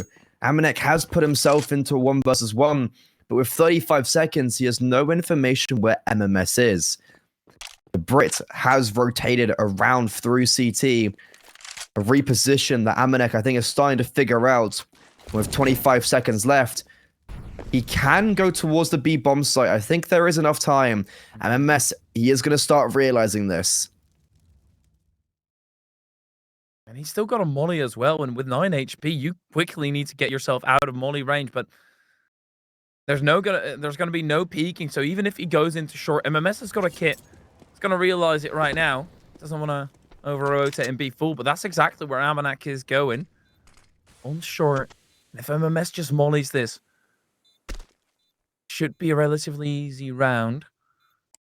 Unless he allows Amanek to rotate all the way over, but it really does. Oh, no. MMS. Yes, he does do it. And that's the round 1. No, he doesn't stick it. Oh, no, Amanek, he's going to have a chance. There's nothing that Amanek can do right now.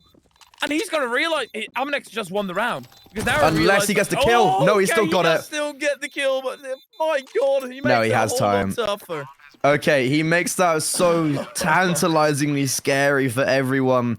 His teammates probably having a heart attack. That's the issue with clutches sometimes, I fear. There's no, like, realistically, there's no way to properly play a clutch because some instances it works, some instances it doesn't. Like there, Amanek, maybe he just hadn't peaked and MMS would have lost the round.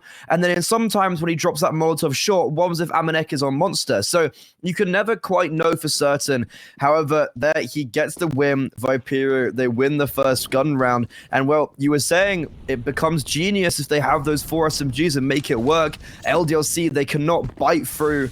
And they're going to be all forced to upgraded pistols, currently stacked outside of Monster.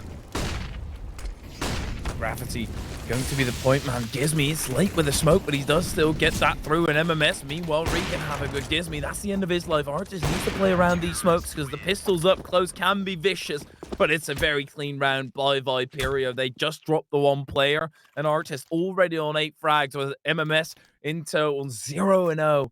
That is looking like a very strong start for Viperio. That was actually a very clean round. I think that was one of the issues that I was noticing a lot with Viperio on Vertigo. It was the fact that they would have a round where it seemed so good for them and then would lose 3 players and would only come out of it just about with 2 players alive. Right there, it's a good example of a shift in a right positive direction for them. LDLC back to a very bare bones default, 2 players towards A, 2 players towards connector, and 1 outside B. They're just playing very passively, waiting for Viperio to walk into their crosshair, and they might just get given a chance first on long with Extinct. Tucked in behind a little rock there, the Amanek. It gives me through the smoke. That's always a tough one. Nothing that you can really do about it, except for not getting aggressive, but that's only hindsight. Extinct slowly but surely starting to gather up more information. Snobbling spots it, but this is a tough one because Snobbling is now going to give that away, even though he was on 1 HP. And LDLC, they're facing 2 players, and on overpass, that means there's so much open space, and they just need to realize it. Amanek was locked in, but MMS going to allow him a way through as Viperio are starting to rotate over towards that A site instead of B. The bomb is still down all the way in T. They still need to gather that one up, but Extinct is going the wrong way, right into the hands of Afro. It's the fact that that round could have been so winnable, even though it was a 2 versus 3. Extinct just never quite realized what the bomb was. And Viperio, they over-engage way too much towards toilets when they've got a player right behind. LDLC, it felt like they were gifted that first round. I'm really quite it didn't feel like that round should have gone LDLC's way, but it does. Not because of their own good, but because of Viperio's own faults. However, right now, we have Artists reinvesting into a Hero Warp. He had like 8k in the bank account. Extinct has an MP9, the odd P250, but it is Biogen Eco. They are on theoretically a double Eco because of loss bonus, but they have so much money to accompany it. Artists so aggressive towards Fountain. Look at this, Viperio. Is it going to succeed? No. What a flick from Afro. Takes the cranium away from Artist. My God, was that nice. That was beautiful, and that means Artist's weapon investment goes down the drain. Extinct at least gets a drop on Brooksy and is able to trade out that MP9, but he's not really got too much HP left over. He's got to make it back safely towards the B site, but Viperio are currently on a mission to try and gather back that up. If they can manage that, there's all of a sudden a chance in the round, but there's still Afro on the lookout. It's dropped so deep, and that's really going to be a rough one. But if they manage to get Afro, all of a sudden the tides will start changing. But MMS, he wasn't into with Giraffe, and that means there is very little chance for you to pull through there. And Viperio, more likely than not, are going to drop this round unless the P250 of Gizmy can be an absolute monster and imitate a bear, but instead in Snobbling who claws down on Gizmy.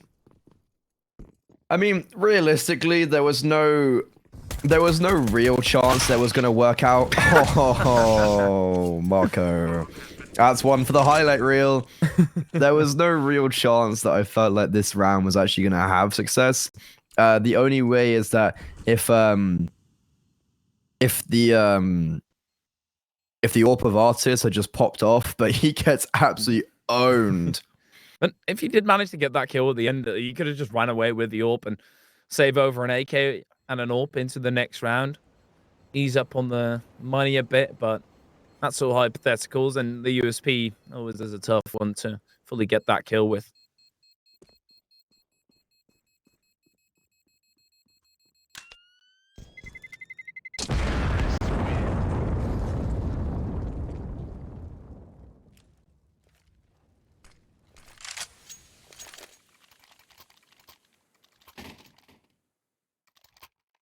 Okay, so back on a buy now. Viperio are in a very good spot when it comes to economy, which is not something you normally hear on the CT side. But Artis has got an AWP out and still got so much money to go alongside with it. The odds over at cct.gg/1xbet heavily in their odds, in their favor. If you are going to go bet, make sure you do it in a fun and safe environment though. Make sure you're over 18 and you can afford it, and please bet responsibly. Make sure you do adhere to those messages as well. However, getting back into the game now, Viperio wait, what? Wait, oh my god, MMS has just been wallbanged at the back of connector. Hold on a second, now that's an advantage and a half. Viperio, they're going to try to take some space around the map to compensate for that, and Giraffe is going to get awarded the first frag there, but my god, what a shot from Afro. Yeah, as you talk about betting, Afro certainly spinning the wheel there and coming up with a jackpot. Giraffe up against Snubbling, and he doesn't expect him around the corner, and LDLC getting control outside of B. Snubbling leaves a bit more damage, but Viperio, they've actually got 2 players over here, so this is not dead loss. It is Gizmy who needs to step up massively. Another smoke coming through, and Gravity just holds it for a little moment. That's going to allow Viperio to react accordingly. And they've still got a fair decent bit of view, so with a smoke and a molly, that's going to send LDLC packing. This boost isn't going to find... Wait, what are they making... Have they made noise? They're gonna make a noise. Wait. It's just like, you know the Spider-Man meme where it's like Yeah. 2 people looking at each other? It's like Viperio and LDLC. Or sorry, Extinct there with Afro. It's like they're both boosted up, but it's like the 2 Spider-Man like ka-chow. It's like a boost on a boost. I don't know why he's jumped there. Like I don't know what the mentality behind jumping was there, because realistically, you are probably going to die, but yeah, that was a super messy round from LDLC, especially considering that they,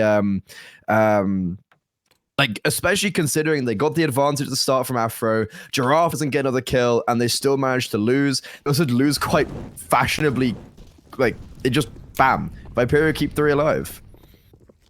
Yeah, it was a funny round, and things just going wrong for LDLC. Certain things they couldn't really do anything about. You know, halting and showing themselves, the edge of themselves to Gizmy, but MMS, he's gonna go scouring now, finds Amanek, but the spray is messy, and Amanek come up with a frag. Artist. This is way too aggressive in my opinion. Pulling out the CZ to try and challenge Amanek there. It had to have been the call for MMS that, oh, he's one tap, and now Artist sitting there like, you lied to me, and we've just lost the round on the back of it. This round is still winnable, and that's a good step in the right direction. Giraffe is going to get helped in with a flashbang from Extinct, but he gets to tunnel vision towards Amanek, Afro, who had the bomb. And in the meantime, it will just be his friend in Gravity to help him out. However, this round still is weirdly winnable. Extinct on map, if he's able to isolate angles, he could clutch this one up. He's a very individually, mechanically gifted player, but well, speaking about mechanics, Brooksy is going to nail his head, and LDLC should be taking this one home. It's those moments where I realize that this game is just not for me. I've got X-ray, and yeah, I still couldn't see him. It's like, my God, a little chance there, and Viperio, they end up losing the round, but they're able to carry over that all. But it all comes down to a wrong call, or at least I'm going to have to presume it was a wrong call. Otherwise, I don't think there's any way you're going with the CZ there. And it just loses out the AWP. But they at least managed to save it. And They can carry it over to the next round. I don't think LDLC are going to be too flagrant on the hunt.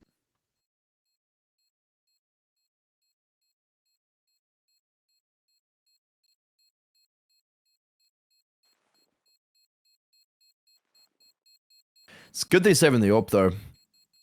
I love how Artis has had like a weird amount of money the whole game. Like yeah, like 9K on the third round or something like that. So he got a 4K with the SMG, and it's just he's never really like he literally bought a hero warp at one stage and still has money. So he's gonna drop over the A1S, I assume, to Gizme or to someone else, and is actually gonna drop over another MP9 as well. So he's Mr. Father Christmas right now. Artist, the Irish Baron, spreading out his wealth. The captain, just giving his teammate the resources they need to win. And LDLC are actually going to be the ones to take the tactical pause. Even though they just won the round, you don't necessarily need to take a pause after losing. You can still take it just to recuperate a little bit. That's exactly what LDLC are going to do with Viperio, giving them a chance to speak about it as well. And sometimes I understand it when it's a round win, but not in a fashion that you really should be winning rounds, where it's just incredibly messy and there's still moments to improve. I felt like that previous round wasn't really that messy for LDLC. Everything seemed to go according to the plan, but perhaps I need a bit more time to talk through the economy of Viperio, because it is an old one right now with what Viperio have thrown at them, and perhaps LDLC are going to be called off guard with another ult by Artist coming through, and also a pretty decent amount of rifleage in the back of it, and they haven't really got too much utility, so they're going to have to be very scarce with it. Artist, I mean, yeah, that's way too late. You need to be so quick with that boost and T-spawn if you want to catch anybody jumping down, but Droff now giving it away that there's at least an MP9 on their end.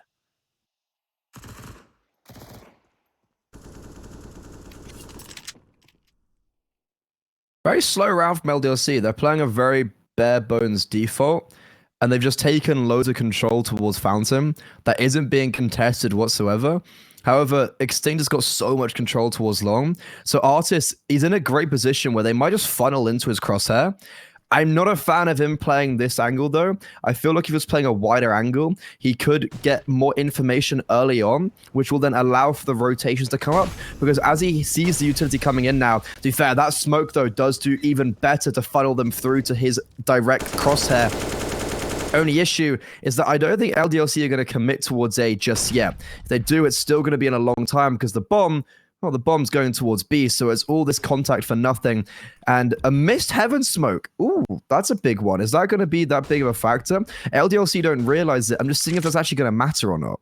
Not right now, unless Artist can rotate through quickly, but it's really going to be up to the players who are currently on site. Giraffe gets one with the MP9, and perhaps decent enough. Gizme tries to get another, but that's where Artist finds Snubbling, and in a 1v2 with an AWP, they now realize, of course, that smoke was missed, and they throw one that's right on the money. And Artist, with this position known, it might just be better to save over the AWP, since you're not going to have anything unless you can find an opener. But Amanek throws that final bit of utility. An Artist, he's already gone back and indeed is intent on saving the AWP over.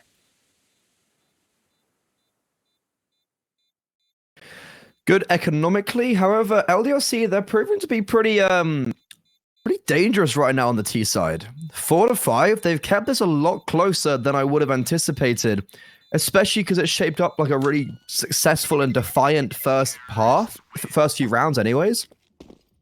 So especially for Viperio on this map, I think on the City side, they need to be getting like 9 minimum. So keeping this kind of back and forth affair is not going to do it.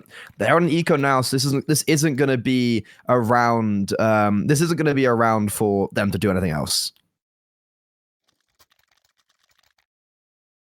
Unless they can make that hero up work this time around. But I feel like Viperio have gotten all basically every single round. Just either saving it over, being able to buy one up. But even after this round, they're still going to be in a tight spot money-wise. They're not really going to have everything they want to. Viperio just really been struggling in having the correct read on what LDLC want to do, whereas that's just a huge difference. How does Gizme... Okay, no, actually, I thought he'd done way more damage on Brooksy. Yeah, big time. Yeah, It's very interesting because Arts is actually pretty good normally at predicting.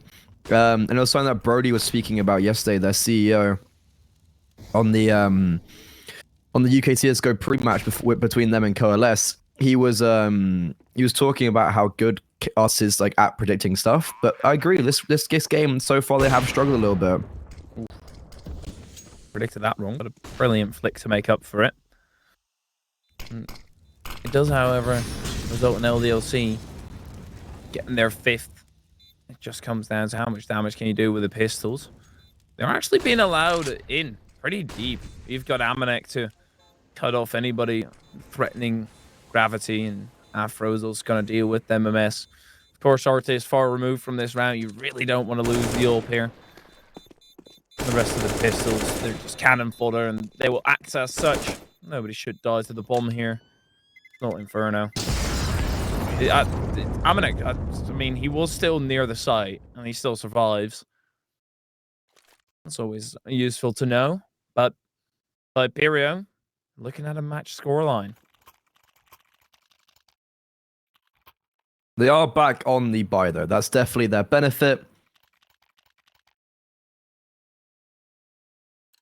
MMS only on a FAMAS.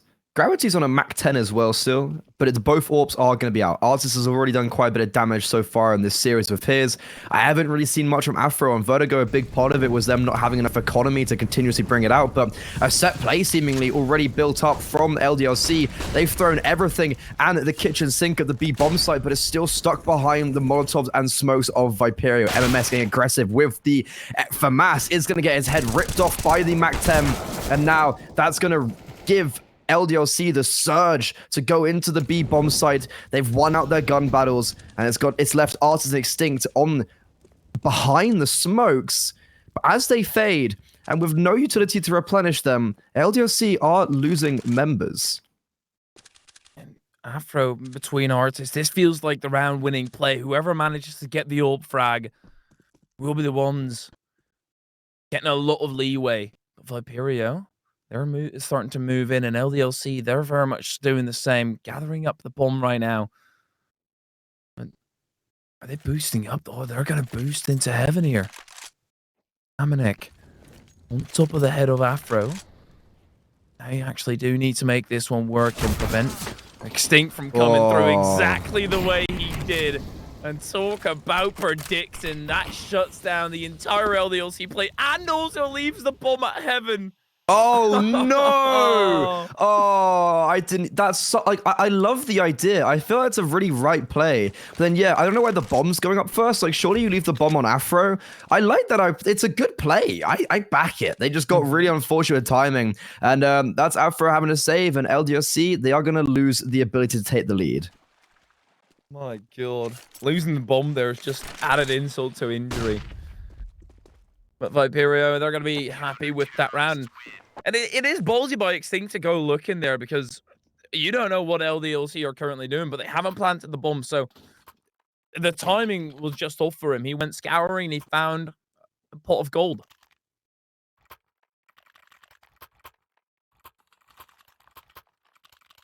This is also opinion. I hate the fact that Arsenal uses the CZ. I don't know what your views on that are. Bro, I don't understand anybody who uses the CZ. Like, we literally saw him die one round because he pulled out the pistol and the CZ took 15 billion years to clock. And even then, I just don't like it, even when it's out. I rate it so much below the 5.7. Oh, look at this. Extinct is already so far ahead. So moving on from our pistol conversation, because the 5.7 is just objectively the best. The amount of space that Viperio have taken, you can see that they can focus a lot of their engagement over towards the B bomb site because Extinct has just taken everything towards A. He's let Snobbling go past. Okay. Yeah, Is this? Oh my God, this is big brain. Okay, so Extinct has let a player go past him, and they have no notion that he can be here. So, but where does he go? The bomb is outside of B right now. He's gonna push forward. He's gonna drop it. My God, has Extinct just what? Oh my God. Emanek, there's no way you look back because you've got Connector, you've got a player moving through, and you've just found 2 players. Now just don't fluff this one up. He's actually been able to turn around the corner, but he's got to be able to get that information through. Afro gets dropped. Emanek quickly thereafter. This round dead in the water for LDLC. Extinct once more, but Snubbling. He let him pass this the first time, and he's going to pay the price for it. Bro, that's unreal. Extinct. The trigger discipline is supreme. Never doubt him. I doubted that. I was like, you know what? He's overthought it. He's overthought himself. Just get the kill and be done with it. But no, he makes the play. I would argue high risk, high reward there. He could have lost the round for them, but no, he wins it out for his squad. Drops the bomb. Drops a second player.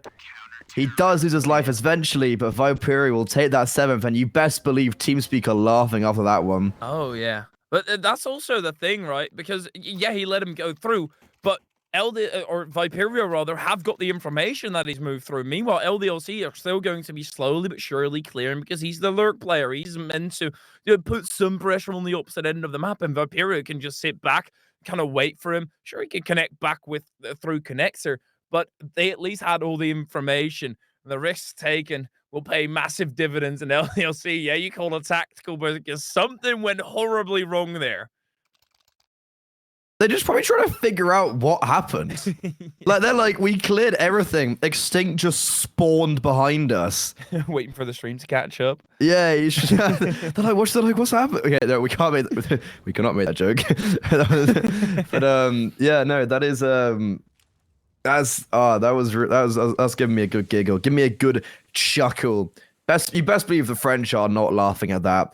Viperio are definitely winning in the mental games right now. They still have the map advantage, so for them, I think they're sitting quite comfortable. And also with historically a better T side than CT behind them is going to be extra confidence for them to just get bonus rounds right now, because 7, looking at what Viperio has done in the past, should be manageable. Of course, usually on Overpass you want a whole lot more, but for Viperio, who oftentimes are struggling there, they can take it.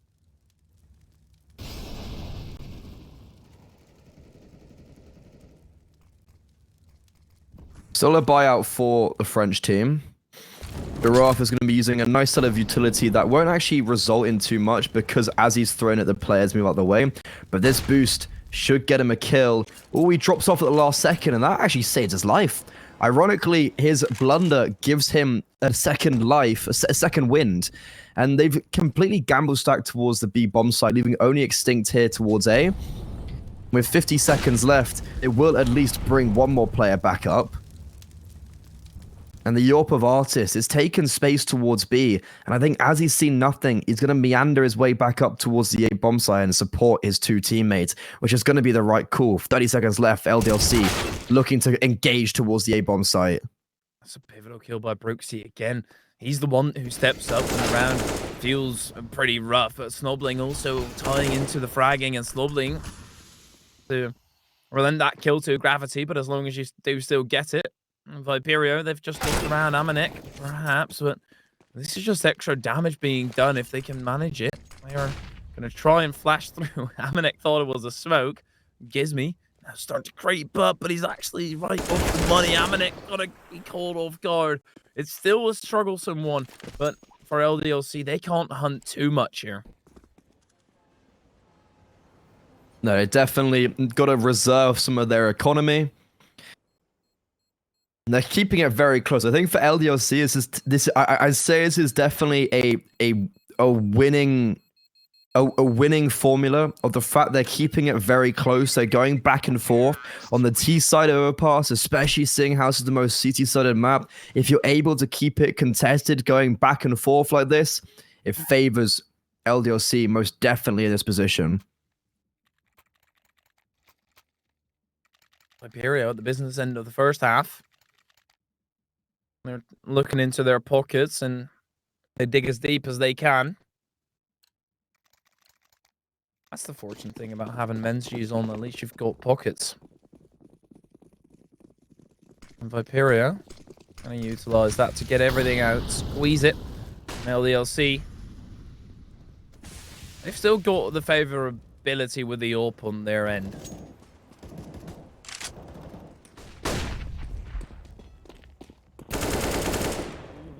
Ooh, big aggression. That's very nice from MMS alongside Gizmy. And, well, MMS is still going to take quite a bit of space. They've completely sectioned off this extremity of the map from LDLC. And yeah, they could be back to winning ways right now. As I said, a 9-6 half would be enough in my perspective for Viperio. They still, if they win both these rounds, will get that. Which wasn't as clean as you might have expected. But right now, I love the fact that Gizmy's jump peeking is going to see Brooks if he comes out of connector. And then MMS is going to get the information very easily. Gravity, though, oh, he reads that one perfectly. MMS gets silenced. It's back to a 4 versus 4. And because they had rotated across from the B bombs up to A, Gizmy's currently all alone. But the smoke will give him a little bit more time to survive. 40 seconds left. LDLC, I mean, time is ticking down. They might just have to commit here. They don't have a smoke for this on the side of Viperio, though, so that's going to be tough for Gizmy. Oh, but he's actually safe in the corner. They need to use the second molly, but it doesn't matter. And Viperio probably forced to save. They don't really have the money to just have a shot at this. Extinct will try and have a look at Brooksy, but with Artis dropped, Extinct is going to run away, and he even gets caught on the end. He's still managing to run a decent distance, but here's the steps from Afro. Starts running back, and the railing just does him in with a nade, but he still gets the kill. Oh, yeah, no, he's running. How is he still alive? Okay, finally he dies. I was gonna say, this man is invincible. He's walking like a celestial. However, gods among us don't always survive. And 7-7, this is a great half from LDLC. Really impressive on their T side. They've come through a lot of adversity, continuously kind of being like beat down, and it looks like Viperio were going to take the lead, but they don't. So that I'm just remembering that boost between like the jump. It's just so funny. That would be funny. It's so beautiful. Those random moments happening. Viperio, that was still in their golden days. This is also a red day in the face of Brooksy. His blood spills all over him, but it's its own. Extinct. Boosted over, but not really, so you can fully look into the tunnel. LDLC. Still got a man or even though with a man disadvantage, they've still got the weapon superiority by a hefty margin, and still so much utility to pick and choose where they want to go. But Viperio seems like they're intent on clearing out B and then rotating over back onto A. Yeah, they haven't had the reads, I'd say, per se, so far on the C side. You were mentioning it. This time, I think they're going to be given a little bit more leeway as they've had the read, but then rotated back up. However, what a fantastic kill by Snobbling there. Artist, who's been a little bit more quiet towards the later end of this first half, will have nothing to say about round number 15. However, 4 players on the safe bomb site. LDLC, they're going to be in for a surprise. Through with everybody on the site, but Giraffe entirely blind, and Snobbling is going to capitalize upon that. Extinct gets dropped, but MMS, he was still hiding at the back of site. There was something there, but quickly found out by Gravity, and LDLC, they'll win the T-half, setting themselves up perfectly here. Honestly, very surprised that they had 4 players on the bomb site and they get 1 kill. You know, there are cracks showing for Viperio, and LDLC will be wanting to force this to a 3rd map, and they will if they continue playing like this. On the T side now, Viperio, it's going to be a little bit more difficult for them.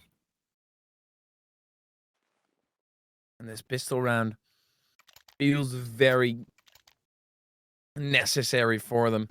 If they don't get it, all of a sudden you're staring down double digits. You're in a losing position on the T side. Not something you want to find yourself in unless it's like at the very business end of the game. And there's economical troubles. But if LDLC are starting to run away with it, that's where they're going to feel comfortable again to try and get it into nuke that 3rd map. And third map. I mean, it would be fun to watch, but Viperio have already shown that nuke is not something that they're afraid of. Yeah, Viperio are good on nuke. They're very decent on it. I've seen them quite a lot on it, and I haven't seen LDLC play nuke before, to be honest, so I can't quite comment on that.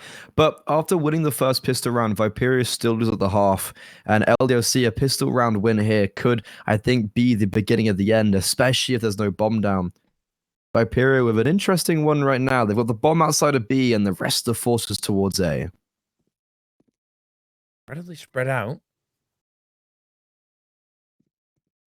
Me. He's moved past that's probably going to mean they continue with it. Snubbling's position is incredibly strong, but they don't easily forget about this. Extinct. No, they are forgetting about it. Oh, no, that could be the bomb dropped in the hands of a dually. Oh, Viperio. That is a dreadful error to be making. They now need to fight it back. Extinct deals with it quickly, though, and brings it back into a 3-on-3 post-plant situation. And no kit for LDLC, just one flash as well. Is still winnable, and it's all going to come down to the duel between Amanek and Gizmi over towards Connector. Amanek wins it out, and in the meantime, Gravity gets 2 more over towards CT. The IGL besting Artist right now in the server. And LDLC, they get 9. They do let the bomb go down, so it does give Viperio a chance to get another buyback into this. If they do choose so, Extinct with 3.4k will be leading the charge of that one. And normally, I think, especially with Viperio, looking down the barrel of 2 rounds deficit, they should be buying into this one. That's exactly what they're doing. Bomb plant will facilitate it and make it a whole lot stronger. And in general, I can't really see a reason for a team to not force up if you've gotten the bomb down and a few frags to boot, because you've got a relatively similar buy. In terms of rifleage, there's one less rifle on Viperio, and instead it's a Mac 10. Sure, Yuto is also going to be hampered, but you can work around that at least. You can manage that as long as you've got the weaponry in a round like this. LDLC probably not going to be called off guard at MMS. Creeping up higher and higher. Nothing really that he's going to be able to get out of that position except just looking higher up at the wall.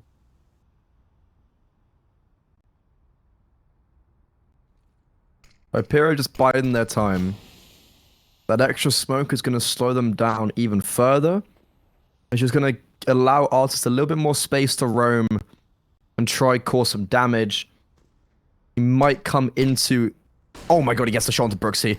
Brooksy was jump peeking, and he gets absolutely nailed. That's a huge kill to get for Viperio. But with the monster smoke being replenished for the last time, are they just going to go through it? Yes, they are. They catch Snobbling on a timing. He looks back around the corner at the worst moment. Extinct thought he'd get the kill. Extinct stopped shooting at Gravity, but it does not matter. He finally gets brought down. Amanek coming from short spots out the scout, and he gets the kill onto low HP player. Giraffe finally signs his Afro from heaven, and now he's in a 1-versus-1. Dancing around, drops off. That's a bit of a misplay. He didn't want to be able to do that. And Amanek, with the dual Berettas, finds the last 2 kills. Cowboy style will give LDLC double digits. But Amanek getting really fortunate there that he ran into the scout, because any other weapon, and he would have taken way more damage, because he just pulled out the dualies and ran upon the site as quickly as he could. But 2 scouts shots whipped by Viperio, and it's another tough round for them, one that you can't reinvest in now because you didn't actually get that bomb down, and LDLC should be able to extend their advantage to a very healthy and comfortable lead. Oh, I'm sure, like, just genuinely, like, I don't know how they didn't win that, to be honest. Like, it felt like it was a Viperio win all just, yeah, done and dusted. It was the monster play. It didn't deal with the barrels player quick enough. And Viperio, I think this is going to be slipping away from them. LDLC look like they should be taking this one in their stride. Giraffe all by himself already found 1 kill in this round, but just on the pistols, they've been farmed up quite successfully. 11-7, they lead by 4. And this is where Viperio can try and change that tide. They need the pull of the moon in their favor in order to start accommodating that. They've got a strong T side, but is it going to be strong enough to make up a 4-round gap where LDLC are removed 5 rounds from victory. And while this is usually a bonus round, LDLC have got incredibly strong weaponry coming into it. It's like a weird bonus round because they've already played against the Force Spy, so it's kind of taking a little bit more pinch of salt. Viperio, they've got the AWP artist. He was the lone ranger towards the A bomb site, but it is going to be coming back and being in a quicker position to help his teammates over on the B bomb site. Which seemingly is going to be the point of attack. LDLC, look at the control they have though. They've actually left the A bomb site and have just read it perfectly, apparently. They have all the information somehow that's going to be towards B. They've got 4 players here. Brooksy does get flashed, but he's still able to duck behind cover. 1 for 1 so far, but it's stunted the momentum of Viperio. And LDLC, they have 3 players right back as quick as possible on this bomb site. But as they clear Monster, they're going to notice that Viperio have faded away. And clearing shorts, Artist might get caught off guard here as well. Very close, almost had it on Afro. But Viperio, it seemed like they had the information due to LDLC stepping, but they're still maneuvering back over towards B when A is entirely cleared up. And that's the value of having to lurk everybody on the side of both teams dying around B. And Giraffe is the last one to go down. He's not really had the strongest of performances, but that was just an immaculate read by LDLC, gathering up all that information and converting it into a round win. Really bizarre rotations, I'll be honest, but it worked out. They just hedged their bets continuously towards B. They didn't get tested once over at A, and they read correctly. As soon as contact was taken, Afro is back on that bomb site, and I like how dynamic they were with as soon as the pressure stopped, they cleared Monster, they cleared short, they won the round. Leading by 5 now, LDLC, they're looking very strong on overpass. And as we're going later and later into the evening, Viperio might be playing quite late tonight. I mean, this is not even the final best of 3, mate. Nah, there's still Nexus Gaming versus Tricked Esports. Yeah, so it might be a late one for Viperio, but we've got a long one ahead of us too, and that means plenty of CSGO for everybody to be watching. And LDLC with the opening frag landed for them. Looks like they're going to convert on this round unless Viperio can slap this one away. Amanek right around the corner. Artist doesn't land an insta-deagle, but Extinct at least managed to get Amanek out. Afro whiffs the shot, and that's going to mean a bomb plant for Viperio. Oh, that's no. just dreadful. Brooksy's burning alive pretty badly as well. They throw a smoke. Oh, Extinct, this is risky. It's ballsy, but you've got 2 HP. Why not go for something like this? And be able to pick up a rifle. He's actually not even on the stairs. I thought he was. I thought he was sneaking in behind, but instead he's right around the corner with his ass out. Well, very unfortunate indeed. I felt like that Molotov smoke combination might have actually potentially given Viperio a chance, but no, yet to post a round on the board in this second half. The LDLC have looked everything and dominant. Dominant and everything more. 3 more rounds to hit number 16, and Nuke will be played very soon, I feel like. Yeah, just one slip up for Viperio, and that's LDLC not winning. And also not easily onto match point. That all depends on whether Viperio are going to be able to facilitate themselves with enough bomb plants to start building up some cash. But every single step closer marginally for LDLC is so much bigger than Viperio's. And Gizmy already being tagged up. And MMS. Oh, okay. Yep, he had vision, apparently. He saw gravity and will take his head off. It's definitely a good start for Viperio. And that spam through the smoke. Ooh, gotta be careful there, MMS. Because he does take a bit of damage himself. With LDLC, they've got a boost over towards short, and they're taking it with snobbling, so they're going to take this information. What they do quite a lot, be very dynamic towards one side of the map, and then lean towards the other. And Nick is going to have that spot through. Gizmy, he's just bait. Down low, Extinct doesn't win the duel, barely does any damage on Amanek. A very disappointing performance for him in this duel. Viperio, they have to face another trade out of Amanek. But it's still a 2v3, so even though Amanek has done an immaculate job, it's still manageable for Viperio, but they're getting crunched upon from two ends, and there's almost a back creep on Artist, but instead it might be Afro who's getting back creep by Giraffe. This is turning into a very weird round. But Artist needs to make out quickly, otherwise he's going to be found, and he is indeed by Snobbling. Giraffe is going to get Afro, but in 1v2, 16 seconds, the bomb is down. They're actually relatively close. The Giraffe lines up one. Now he quickly needs to run. 9 seconds, needs to get this frag. There's no planting the bomb here. There's no chance for it, but Giraffe, you don't really have time to throw a molly, mate. Okay, well, he gets the kill, but it's after the fact.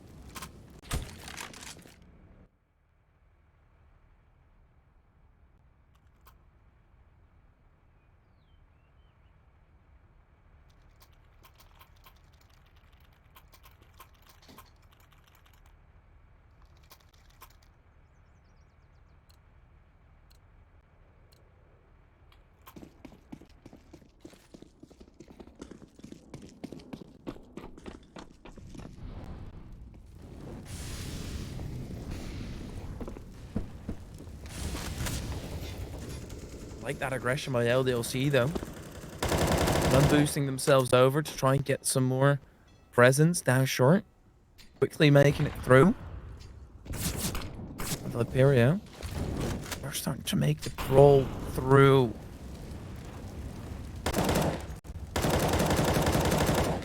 Last round, they'll be very sad about it, and this round they're going to try and make it different. Snobbling, fully blinded, is going to get away and is going to give them a flashbang of his own. However, he's forced Brooksy to look away. Brooksy has then been taken out, but in the meantime, Afro from Heaven has got... Wait, no, so Afro from the flag... Wait, what? Afro was behind with an AWP? Afro flags with the AWP and gets 2 kills because they all get blinded by the flash, and he just gets 2 for free. My God, LDLC. The dynamism and proactiveness every single round even catches me off guard. LDLC 15 on match point now. It fully makes sense that when you see the kills happening on the feed as soon as they're stepping out, yeah, he would be on Heaven. But Afro, the AWP lure coming through big time, sends LDLC onto match point, and Viperio, they are barely able to get through onto the site to even have a shot at a post plant. It is so rough for them right now, and the Frenches have got them beaten every single regard, and Frenches are also going to be looking for a quick nuke. Trying to finish this one off as soon as they can.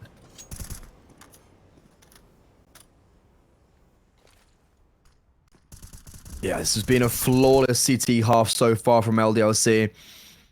Giraffe's going to boost MMS up, but he might be just boosting him up to his death. This time... Oh, never mind. Graffiti looks away at the worst time. And he does get a flashbang. Well, there is a flashbang that came through. I'm not sure where it was from, but it does blind Gravity. And the nade to Brooksy's going to do quite a bit of damage as well, but...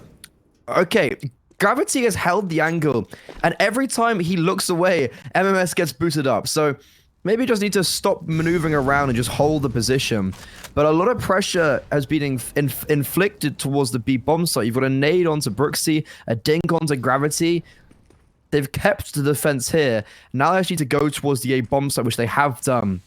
They've put the lurk smoke down. They're creeping up, but Afro, yet again, is going to be on the flank, and yet again will do damage. Amanek here to play as well. The bomb's down. Afro might have just single-handedly won the map for them. MMS starting to creep in behind Afro as well. And that's going to result in a free frag picked up by him. 3-on-3. Rolf still with that Tech 9. But he's been able to place himself on B. This is a very odd round for LDLC to try and piece together. But the bomb is going to go down on A. And Giraffe, he's just the round winner. There's no way that they're going to be checking behind him, and he should have a free frag. And oh no, Snubbling is actually just waiting for him. Giraffe turns around the corner and gets turned in his grave. Fortunately, a spot, and now they both are looking down at the stairs area. Gravity is going to find 2 freebies, and it is LDLC on a 16-7. Man, what a rough map for Viperio. Flawless CT side. LDLC, super impressive from them. You can't bash LDLC whatsoever for that one. They played really well on their map pick, and now going over to Nuke, we've seen both teams take up their map pick. Who will take up Nuke? I guess only time can tell us, and we'll find out after the break.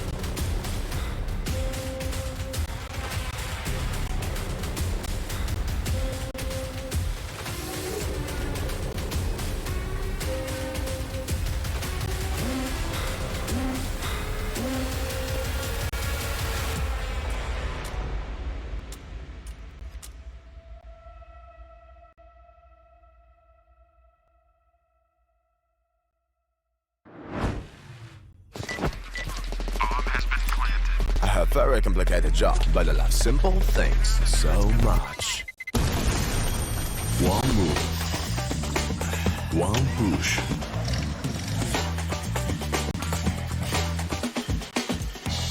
One touch.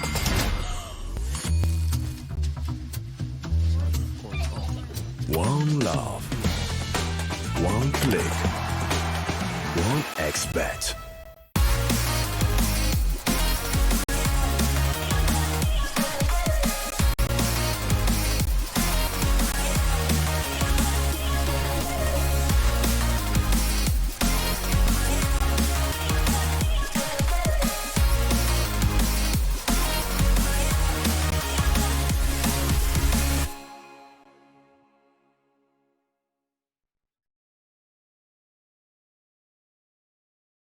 Tired of boring case openings? Do you always get only cheap skins? The Hellcase website has tons of options to upgrade your inventory. It's up to you to participate in giveaways, events, or compete with other players in opening cases. Hellcase, your world of expensive skins.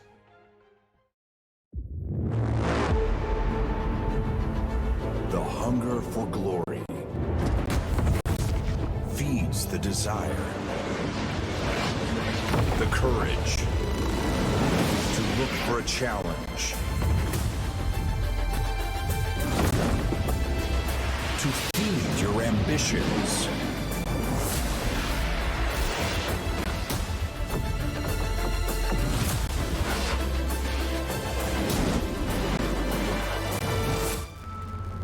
To reach for greatness. To become the champion of champions.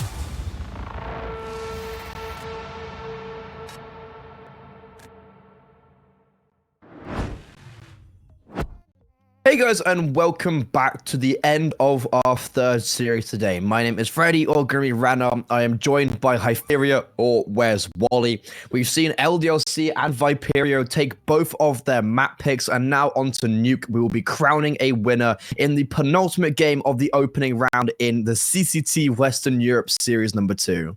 In general, this opening series, this opening round has been absolutely immaculate all throughout. Yet another matchup that goes the entire stretch. 2-on-1 is going to unfold, but LDLC, an immaculate overpass. It was a really rough one for Viperio, and going into it, we actually expected Viperio to perhaps even take it in 2-0, and then that quickly got proved wrong as they didn't manage to gather a single T round. LDLC were so dominant, and now they're going to have to carry that confidence into another map that the T side will always struggle on, and that's Nuke.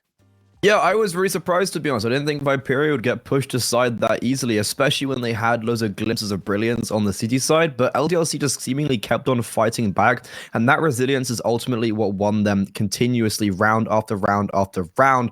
But as you've just said, we are going to Nuke now. The T side, not normally known to be very favorable. Overpass, Nuke, Ancient, there's kind of jazzy maps, or the most city-sided maps in the map pool.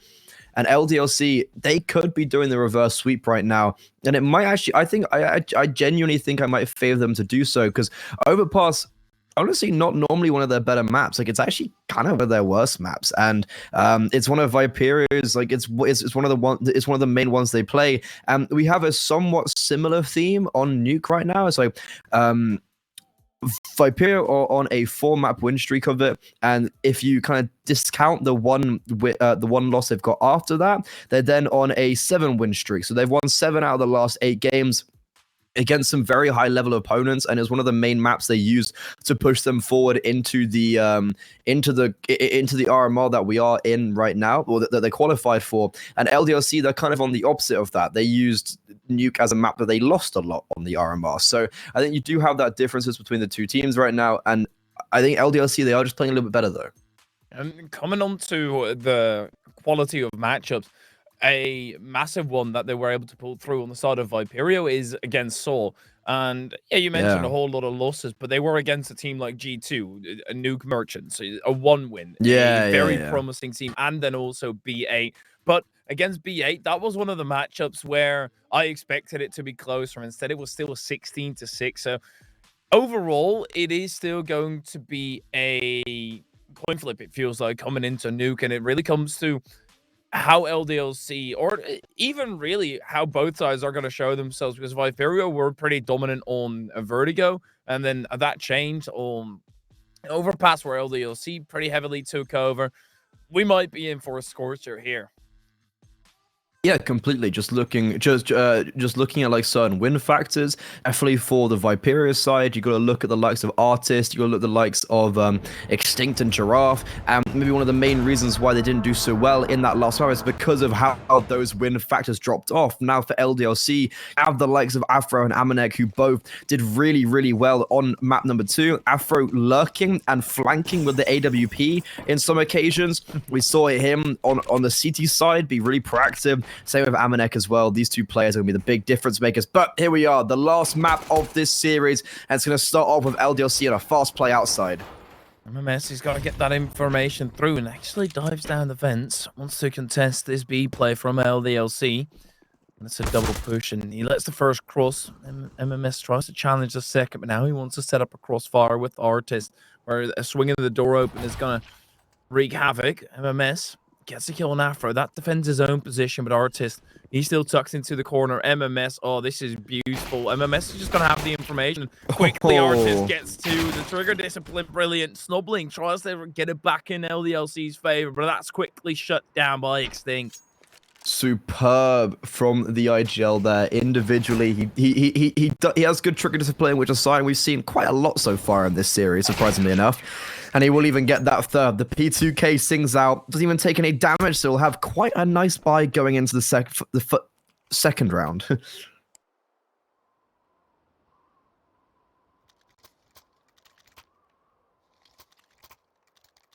Artist really the pistol merchant, and he likes to take the old pistol as well. And the P2K, the CZ, He's just a alternative option kind of man. Viperio, he won't face force buy from LDLC due to not having a bomb plant. There's been many situations where Viperio have got so much information. They're in the back of somebody, but they utilize that information to their advantage. Snubbling uses his deagle to his advantage as he drops artists relatively early on, grants them a lot of space outside. But now they still need to squeeze that advantage. Even though Extinct is holding a very tight angle, he's at least able to do some damage if they peek into him.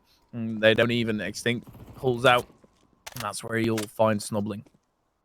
Oh, but LDLC, they haven't shown themselves outside either. They still have 3 players behind red, and Snobbling's the one that got the kill. He's the one who died, so they weren't quite sure potentially of how many there are, and now there's going to be a little bit more confirmation on the numbers. Extinct gets the first, and then the boost, because they were boosted up, he knows there's a second, and as they go for the reboost, Extinct is just going to be farming them up. Afro, Deagle, no armor, is going to fall the same way, and the Irishman might just get an ace in this second round.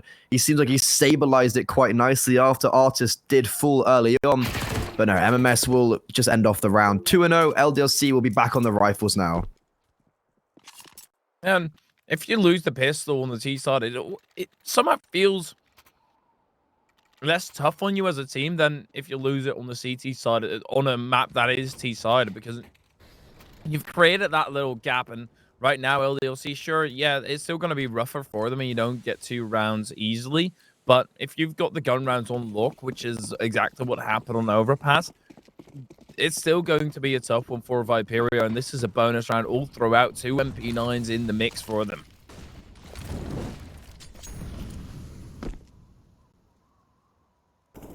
Running down Secret very quickly. They don't account for MMS though, who's behind in Africa. But the problem is the SMG just cannot do that much damage. Artist almost had them lined up, but Snobbling, okay, what's he been eating this morning? Or rather, what's he had for dinner? Because 3 kills in this round, the Deagle kill in the last. He was the one who got the work done on the pistol round. 6-2. He's literally the only player to frag so far for LDLC, and he might be giving them their first round on the back of his own troubles. Gizmy and Giraffe, though, still alive and trying to put a spanner in the works. With Amanek position, that life of Gizmy, he actually had a spot on Amanek, but even with that, Amanek's position heavily superior. And unless they all start peeking into Giraffe one by one, and even then they should still get him. But that's most likely not going to happen. He stands here as if he's DC'd, but he's just holding down the angle. And there you go, he's still alive, showing signs of it. But not really alive in this round, just a dead man walking. And if it can carry over the A1 or the FAMAS rather to the next round, it'll just be revived there. I love how LDLC are taking so much time as well. But they're making sure they're right, and it seems like they will be. The majority of the forces will endeavor onto the A bomb sites. Bomb goes down, pretty easy enough for LDLC. Just don't make noise, Giraffe. don't make noise.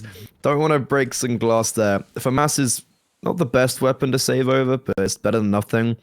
And the money is honestly not that great for Viperio. They only lose 1 player in the last, but they don't have the SMG farming up, for instance. So the money's going to be really ropey going into the 4th round.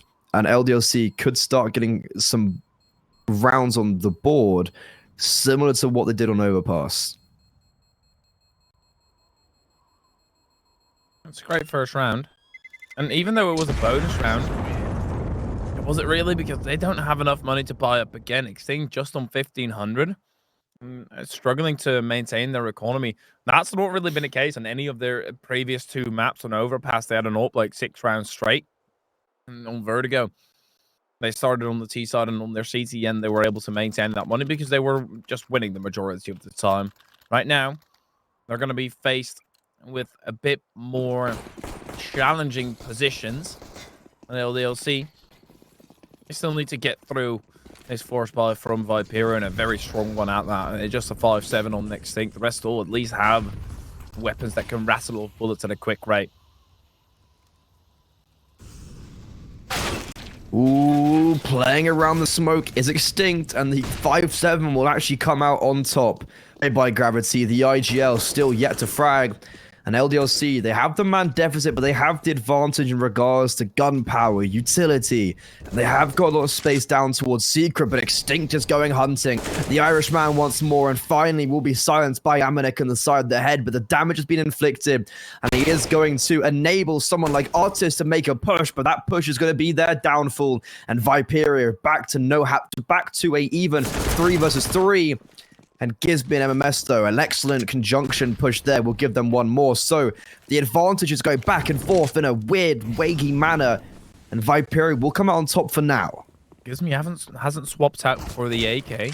Oh, but there's MMS with kill. the A1S and Afro. Now just, okay, not dead in the water since Giraffe just peeked him outright, even though Afro is by his lonesome. That was uncommunicated, tries to put the cape on, and instead that's facilitated Afro with a piece of cloth that he can try to make a cape out of. Afro, can he be the hero for LDLC? It's a 1v2. He's at least going to be able to get that bomb plant down. There shouldn't be any challenge coming through here now. LDLC, or Afro rather, needs to try and individualize those duels. Gets the first one, but that's where Gizmy will start peeking in, and Viperio do still end up winning the round. I feel like that could have been done a little bit more cleaner, but Gizmy, he keeps on to that MP9, gets a little bit more money at the end there, even picks up an AK for his troubles at the end.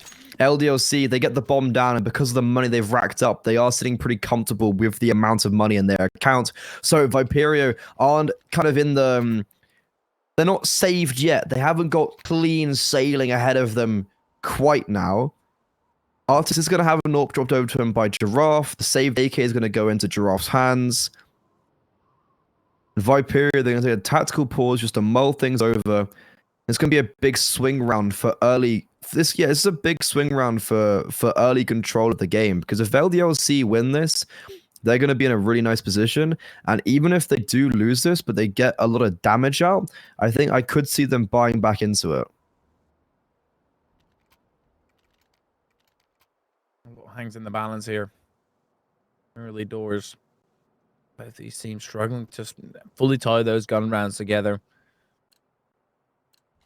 But Viperio getting that previous one through is pretty big out of them. Really didn't have a lot going for them. Massive opener. And the LDLC are going to try and be extra vicious, and that's exactly what's happened there. Amanek has a spot on MMS. Seems like it was through the smoke, but well, I think that was just a missed smoke. I'm not fully smoking off the door. Artis also going down. It was a slight 4v4 for a second. But now with the IGL out and the AWPer, Viperio are going to have to fight this one back with just the rifles. It's possible. Giraffe's in a nice position. I do like this off angle, and he will not get the first. He doesn't realize there's two there at all either. And Extinct is going to just meet the same fate. LDLC completely resetting the economy of Viperio here, unless Gizmy pulls out an unreal 1v4. He has got the first, and he has got 2 low HP players in front of him. So there is a chance, but the glass being broken on the B bomb site actually baits him out completely. He did have an original correct read, but that play is actually really cool. Brooksy just uses everything he has over on the B bomb site and baits in Amanek perfectly. You'll see a second.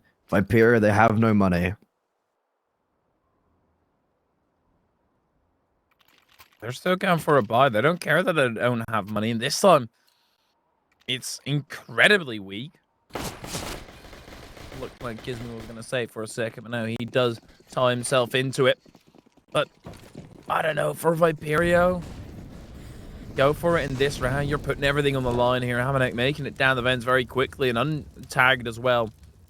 Viperio might not even know that this has actually happened. Extinct, he's up close though, and if he's catching snubbling, that's huge. Now he can just run back. My You're God. not able to pick up that AK, but at least you've managed to get a kill. That's huge. That's actually a really big kill. I'm trying to figure out what LDLC do from this. They've got a player down on the B bomb site. And are they just going to send the rest outside as well? Take these long range fights? And they might, even though the smokes have faded, they might still just go down Secret and join up with Amanek, who's taken so much space. No one's directly holding for it as Artist is going back and forth. And as he goes back, he's just going to go back towards ramp. So LDLC are going to get down completely for free.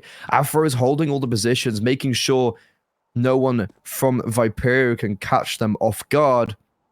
With Artist being the only player on the B bomb site, he might get joined very soon, actually, as Viperio have taken control towards lobby. So yeah, you can already see Giraffe's rotated down and gives me an MS.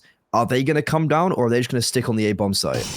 Brooksy, What a shot. decapitated, and Afro also gets dropped. Sure, Giraffe can't really make it through the window. That's the problem if you have a long neck, but Amanek, he's now going to pounce further on this advantage. Viperio, 15 seconds, but LDLC are at least going to be able to get that bomb down. No, they're not.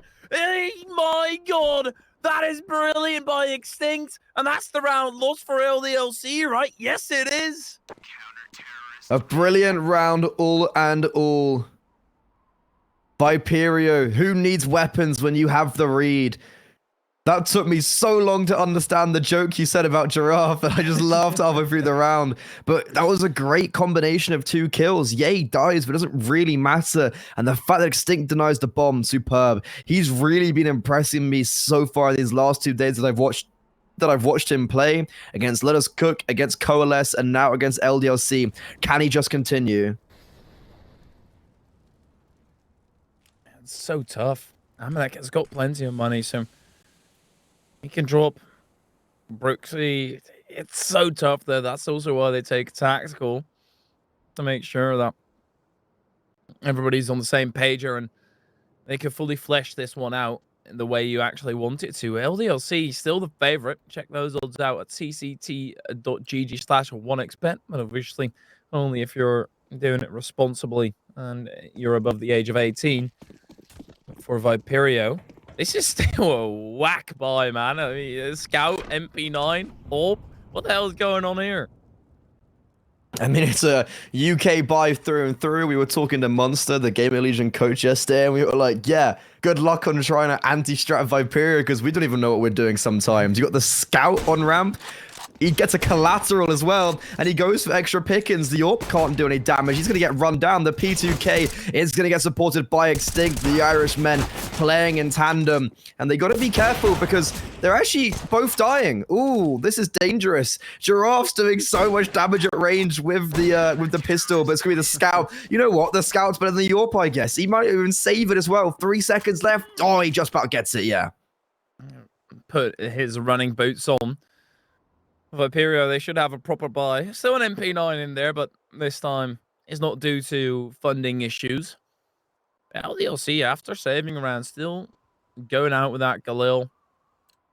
Things haven't gone too greatly for them, dropping a few rounds where they, by a decent stretch, got the better buy than Viperio, who are looking incredibly strong in such rounds and getting a few key moments. It's just the individual really stepping up. That's giving them an advantage. And that MP9 really aggressive. He turns around the corner. That's a freebie for him. Brooksy drops the smoke and he gets smoked there after. Gizmy gets too well blinded up. Afro, why do you have an AK? I mean, you've got an AK now. Why spray with the Deagle? You know what? More bullets, more money. Giraffe's going to deal with the last high HP player. Afro's still alive. He's got 4 HP and he's walking wounded. Like, he's going to try and maybe even save because of how bad their money is. But Viperio back to winning ways after a weird culmination of rounds. That's a very quick loss by LDLC. Really It had the right idea. It just got countered so well. Yeah. They tried to move through the hut, and there was just an MP9 in the way. And blind spray from Gizmy is also going to come up massively. But Afro looking for some exits, waiting for Viperio to see whether they get antsy, whether they want to go in the hunt here. But realistically, for Viperio, there's no real need. Afro doesn't have any meaningful gun. Sure, an AK, but you're pretty comfortable. MMS finally swaps out for the AK. This is huge round for Viperio. Been able to hold on to a decent bit of util as well. Afro. He's saving, but it's in a very dangerous spot. Yeah, he could have picked potentially a better place, but I guess fortune favors the brave. That's the saying. Yeah, fortune favors the brave. And Afro will be able to hold on to that one. Another tactical pause coming out for LDLC. Because that round, yeah, I mean, it was a blunder. I think there's much else to say about it. They had maybe a right idea, but it was poorly executed. They didn't condition elsewhere on the map, and it was just easily dealt with by Viperio. Viperio now keeping quite a few players alive multiple rounds in a row. Also, 2 rounds in a row. The economy is building up. They don't have any of these weird weapons out anymore. They have 2 M4s, 2 AKs, an AWP. They're looking good to start building a lot of momentum on Nuke. And on the final map of this series, LDLC, they got to try and break this before it gets too heavy. But this round's not going to be that. Unless Afro can put in a good shift. They still got Amanek and Snubbling in tow as well, so... Oh, taking a quick look at... Oh, Gravity. we really... 007. 007. Oh. Yeah, production BMing. Nobody Viperio, noticed get it. that one on Twitter. Nobody noticed it until production's getting dirty, and Afro, he's going to have the AK drops in an unrecoverable position too.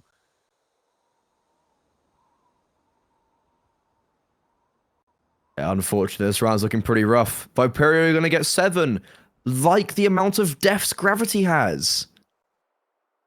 Way. Moop the boys. But yeah, no, this is like, it is, I think it was at the start, right, when LDLC got their first round because no one else had a single frag but Snobbling. Amanex really picked up the pace, but no one else really quite has. And that is definitely, like, jokes aside, it's a very worrying thing for LDLC. Like, how are you going to maintain consistent success when you don't have a consistent spread of kills? Where on Viperio, yeah, you obviously have outliers like Extinct and Artist, but everyone is pulling their weight so far, and no one's, like, lacking. But you do naturally have Extinct and Artist doing a lot better. Excuse me. Unless you get it overwhelmed quickly. Ooh. Okay, that's 2 quick frags, but Giraffe still in the vicinity, up close and personal. Snobbling gets the kill, and Giraffe prioritizing keeping Artist safe over the bomb plant denial. Probably the better decision there. Otherwise, you could be staring at a world of trouble, but Viperio do end up getting the round, and LDLC, they will run away with plenty of money. Yeah, that bomb down actually is pretty helpful because Afro would have 3,900 if the bomb didn't go down. So because he does get that extra money, it's going to give him just a lot better of a buy. He isn't going to buy the AWP himself. He's going to get it dropped over by Brooksy, and he's going to drop that AK over. 7-2 Viperio, they're looking good. That last round got, like, it was never going to be lost, but I feel like it got weirdly close. Like, Gizmy only gets 1 on the bomb site. I would have thought he'd get a bit more. Amanek got a kill on the A bomb site. Not quite sure. I think he was just lurking around. Just a little bit extra damage. But yeah, this is where it really matters now for LDLC. And that's a good start. Gizmy tries to give some spam back, but just takes some in return. Oh, what? Wait, stop, pardon? That's huge. Okay, I want to get a replay on that after the round. That was massive, though. Extinct. Still fights it back into a 4-on-4 for the advantage. That's the second time that Afro has done something like that, mate, where he's shot from a far position through the wall. Got our overpass connector. Yeah. This one could be even a one-up of that. LDLC. Got whether they actually were able to get the round after that wall bang. But they're going to have to try that here too. Extinct is incredibly low, so that's at least a favorability for LDLC. And if Artist goes looking, there are people on the opposite end, and then it becomes a duel of how quickly you can react. And that's Gravity dropping at Extinct, but honestly, that's still very good out of Extinct to get Gravity to a slither of HP. Getting his first kill, James Bond is no more. He's evolved into Bane Bond. But Artist getting aggressive with the CZ. Doesn't see the bomb getting dropped over. Afro did drop it over, but as the AWP falls, Artist, fair enough, I respect it. Picks up the AWP. That's 2 quick kills for him. He might have just salvaged this round out of defeat. Giraffe running a vent is going to help him out. Both of the T's now on the back of the bomb site, unaware of where Giraffe is, but it might not even matter because Artist is just killing everyone. Baits in for his teammate perfectly, and my god, now that's the IGL you want. He pins 3 down, and he wins it for his team. Like, there was a huge part on a very long period where, as IGL, you didn't really have to frag. It was okay if you were pretty decently below the team consistently. We're fully into a meta right now where the IGL is also so important in the fragging department, and Artist is shown exactly that. He's the difference maker for Viperio very often, and he's right at the top together with Extinct. It's huge for Viperio, and they've got 8 rounds in totality. They're looking to just crush LDLC.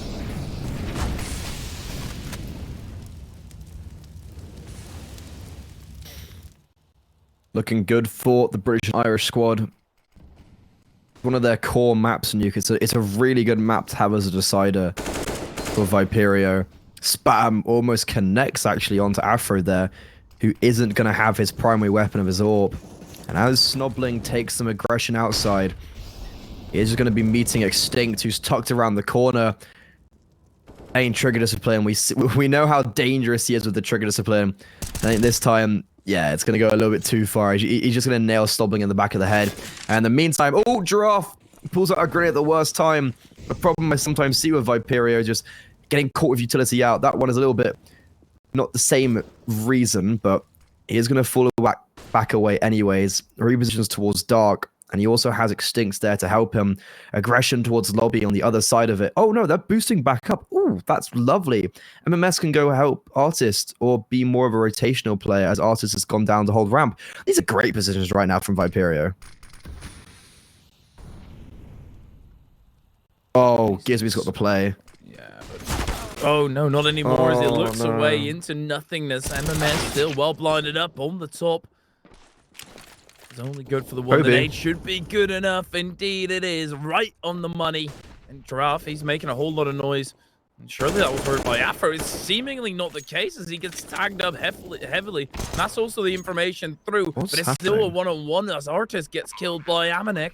Amanek is going to be able to get that bomb down. Giraffe peeks quickly. Oh my god. Oh, how's he managed this? Amanek looked over. This is just a freebie now. The silent drop!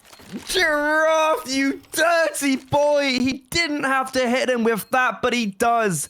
I haven't seen that pulled off in a while, and especially in such an intense moment in that 1 versus 1 clutch. A 1 versus 2 in total, and Viperio, my god. They get saved there by the skin of their teeth. LDLC molding Giraffe. Oh, you didn't have to do it to them. But I'm not getting his shoulder out, so I thought Giraffe was just written up for death. Like, just as he looks away. Oh my goodness. That is dirty. I wish we could see that from Amanek's perspective instead, but the round goes on, the game goes on. LDLC, they extend it with a little bit because that is another tough one for them. Not gonna lie, when what I want to see is I want to see them from the perspective in the boot camp. Like, you best believe Artist is there like, oh baby, he's popped off there. I was sick. 9-2, Viperio, they're looking good, man. Like, that last round was definitely a lot closer than it had to be. Gizmy gets super unlucky. Dodges the flashbang, but he had the right read. And they've killed Amanek now twice in a row. Or was that Brooksy last round? Well, they've gotten the opening pick twice in a row now.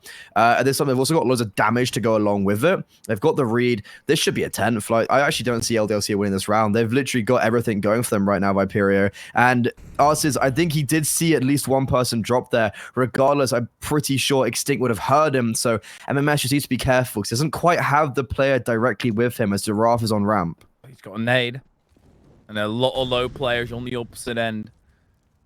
seemingly not going to use it, and that's the end Ooh. of all his utils. Snobbling. Drop him into the ground. Giraffe. That's a whiff shot that you can't really afford right now. It's going to allow LDLC a whole lot of space, but he still takes the head off Snobbling. Gives him a clean shaving, but LDLC, they can post-plant this and try to bring the 3v4 to justice. You've got Gizmy coming through, two players with the back turn, and also their headsets were turned off because they just didn't turn around at all. It's a 1v3 for Brooksy, and all the util being thrown to his end. How is he going to manage this? Stuck in the smoke. It feels so impossible, but he's going to step out and find the bomb diffuser and actually dive back through. But that's where Extinct is waiting for him. Yeah, that was an attempted. I think it was. I don't know who threw the Molotov, but it was supposed to, because when the control's broken, the Molotov bounces and it lands right at the door. So that's what he was meaning to throw the Molotov to, but he misses it, and it still does cut off an angle, but it threw seeds of deceit in their head, because they were like, which way do we look? Do we look towards single door, towards double door? But regardless of it all, Viperio still win 10-2. They are consistently laying the bomb down, however, and it does mean the French team are still buying back into every single round, but Viperio, their money's just so good. Yeah, they can quite bridge the gap between right now and the end of the half, but they can do a decent job at it, at least. With the way that they've been winning rounds, it already seems tough for LDLC to tie two together. Gravity around the corner, and that's the end of Extinct. But Artist, oh, that's a collab, baby! Yes, sir! Okay, but he might actually get caught off guard here, though, because Afro, yeah, being tunnel visioned a little bit, you get narrow-minded. You just your perspective gets kind of singled into one little scope there, so you can't see if someone comes around the side. Similar to what just happened to Giraffe there, but Extinct finally were actually the kill on Afro, and because Afro didn't get the kill at the beginning, it means it is a 2 versus 2, and Artis is still roaming on for the ace as well. Needs the A's right now. Snobbling found a frag, but is he going to expect Artis? No, and that's the bomb dropped as well. The A's becoming more and more a possibility, as he knows where Aminex is coming from. Artis, how do you play this when he tries to maneuver all the way behind Aminek again? The door is broken and he spots Aminek going through, and with the door being broken, he can also just move in, and there's a gap in there. Oh, he gives away his position. It was a very tight gap that he had to squeeze through. He can also try and deny Aminek. Aminek is actually going to challenge, sprays a few bullets coming through, but Artis, he's hot. He's in hot pursuit, and Aminek is waiting for him. That's Artis dropped, ace denied. That's so unfortunate. I'll be honest, Amanek has actually played that so well. Amanek, yeah, that's a really impressive round from Amanek. You got to give it to him. He does clutch it up, but is it a little bit too little too late? Viperio still lead by 7 rounds, 2 more in the half. If they win 1 more, I think that might be enough. Heartbreak for Artist, 17-7. The IGL's popping off, but sadly, this time it was not enough. I would have been a clip and a half. It's so smart, mainly. And the IGL, I guess, is expected to do that. But LDLC, they're up in the pace this time around. Quickly onto the A site. Artist said it will send 1 out, but Afro, he's going to get 2. Gizmy tries to come in from behind, but that's where Afro is holding to Viperio in a 2v3. No bomb down just yet, and it was actually Giraffe coming through from behind, but he was just spotted to jiggle peek by Brooksy as Giraffe is laid 6 feet deep. Okay, that's very unfortunate. I genuinely thought he had it right there. I thought he had the timing, but sadly enough, not to be. Extinct 1 versus 3. Was that a decoy? Oh, okay, I baited us all out. I literally baited everyone out. They're just waiting for the decoy to explode, but sadly, that's not going to be the case. He is still going for it, though. Is he? I don't know. He has no kit, so I guess not. Also, no money for the next round. To be fair, they've pulled through plenty of those type of rounds where they don't really have the strongest buy. LDLC, it's not smooth cruising for them just yet into the 10-on-5. And even at that point, 10-5 is something that Viperio can be very happy with. An LDLC, they're going to need to work hard to try and fight that back. It's certainly possible, but it's just not really an ideal one. Yeah, 100%. Got the CZ for Artist. God, I hate that weapon, but he still makes it work, and it boils my blood. Like, I've seen him do some nasty things with that weapon. He has accidentally bought that, I think, potentially, because he's got an SMG as well. So because he's bought the CZ, he couldn't actually buy another flashbang. And LDLC, we've seen them on this pop before, hasn't worked in previous rounds. This time they're lining up for it. They have already taken a lot of damage with the grenade, and Gizmy, runs across the screen, gets the first. MMS being trying to set up, but he's being overrun. Smoke on the bomb side, drops the bomb with his 5-7, dancing around, doesn't know where to look. How is he still alive? Brooksy just about silences him. 25 HP, but they've baited him perfectly for Giraffe. And Artist, the 5-7, slaps on his head. Artist does the same. Brooksy, who had already been tagged down by MMS's 5-7 and grenade, is walking on 25 HP, has got the bomb on his back, smoke and a flash, and he has time. He can go towards everywhere, Hyperio. Viperio are wrapping the long way around, and Brooksy, if he doesn't get out of dodge quickly, he's just going to be dropped from heaven, and he's not got a Scooby about this. Artist, however, goes outside. Wait, oh no, he's not even looking to the sides at all. And now they perhaps out mind gamed themselves. It would literally be the freest frag if he just peeks on over the edge. But Artist is stuck in place. But they're actually setting up to catch him off guard altogether. Now Brooksy goes looking, and as soon as he realizes that they're away, he might realize that something is up. Why are they not here? I'm not going to be able to get a free plant. And if he plants on the opposite end of the silo, that is going to be a tough one for Artist to get around to. But he's left it so... He's just lost the round. I mean, you're going to go over to B. You're making so much noise. Giraffe, all he needs to do is get the frag. But they're going to be in the smoke. Yep, that's a simple one. Well, simple one indeed. Viperio 11-4. They finished the half vicariously on top. And now, let's see if they can continue it after the break.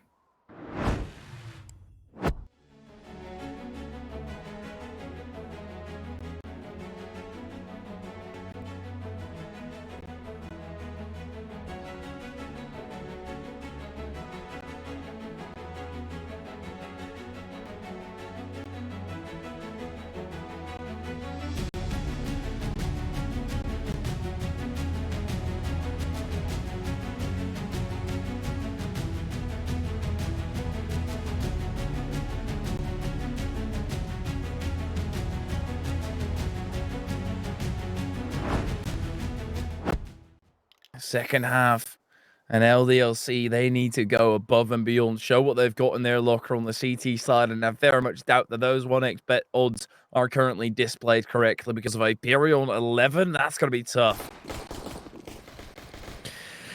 Yeah, no, I would assume it's probably quite one-sided, I would think anyway, for Viperio. They are playing some really good Counter-Strike right now, and their victory is warranted, I feel like. And now LDLC on the CT side, losing this pistol round could be the start of the end, but that's a great shot from Amanek. Artist closing the door on himself. Oh, it's a bit of a sticky one there, and he will actually just force Amanek down the vent. In the meantime, Giraffe has got 2 kills. He's got them both towards Mini. How's he pulled that one out of the hat? And that just might be the round over. Unless Brooksy can squeeze this heaven position, but he's got 2 T's looking at him, 1 right now, and that's exactly where Brooksy peaks on out. He's even got 3 looking at him with Artist all the way from the vent. And Giraffe and MMS are going to close out the round, and without the pistol round, this feels very doom and gloom for LDLC. Yeah, I agree. I think yeah.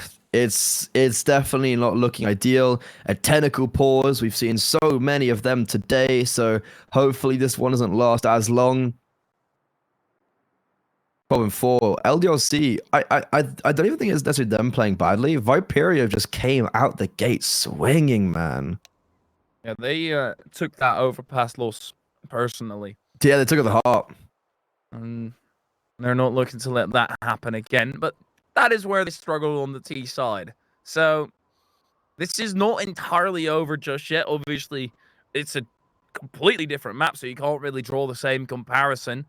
But if they get a bit antsy, but I can't really imagine Viperio getting antsy because they qualified for the RMR. This is not a massive, insane pressure situation for them, and they've been in one of those before, and that's also where they've managed. So for LDLC, they're going to need to find something entirely new, found confidence within themselves. We don't have an update on the technical pause right now, so I think we are going to potentially throw it to a short break.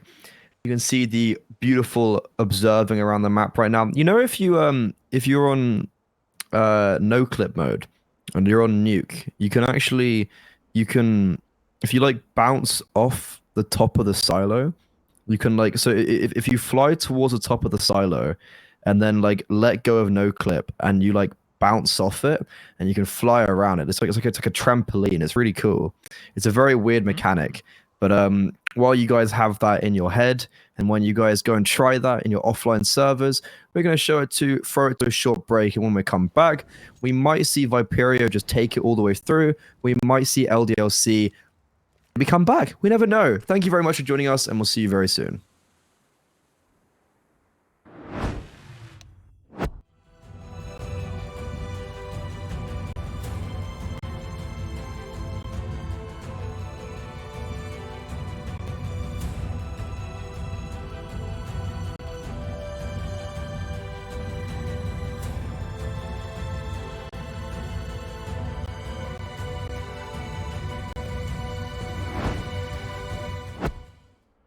Quick, efficient. That's what we're all about here. And if Viperio can live by those same words, we should have a relatively quick end to this best of three. The conclusion, I don't think, is going to be anywhere near. But after this round, it could be a whole lot closer because Viperio could have a 2-for-1 deal. 2 nades coming through, and they're ramping this up. A big-time Giraffe wants to overrun that scout, but Afro managed to get a tag in his dying words. Gravity goes unnoticed, though, and he'll squeeze 2. MMS runs out of bullets at the worst time. Oh, my. Artist, however, he knows exactly where he is. Nade lobbed through and snubbling, written up for death. Oh, does he expect Brooksy, though, is coming from the other side? Amanek caught out. The bomb's going to get picked up. Does he expect Brooksy? CZ in hand. It's Artis, one of his best weapons, but the 1 versus 3 clutch, my God! The IGL from Ireland, normally an Orba by nature, but goddamn, the SMG seemed to be good for him today. 22-8, he is on fire. LDLC, how have they let that one slip? That's why I hate the CZ, man. It's just a dreadful gun. Even exactly from the top of RAM down to it, you don't manage to get that win through. And oh my goodness, that is a really rough one. Viperio buying up an AWP here, though, against the pistols. There's always a bit of risk involved with that, but as long as you manage to steer clear of any danger or any low zones, be cleared out by the Mac 10. But just don't lose your head here. Just play it safe and secure. LDLC, however, there's so many rounds in there right now that LDLC probably should actually be winning. This genuinely could be like a 10-7 right now.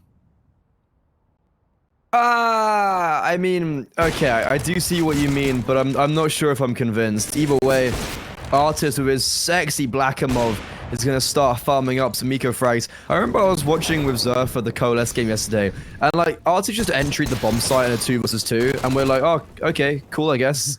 Sure, yeah, like, just entries on the bomb site with an orb. Viperio confidence is understandably high. It is warranted. It is deserved.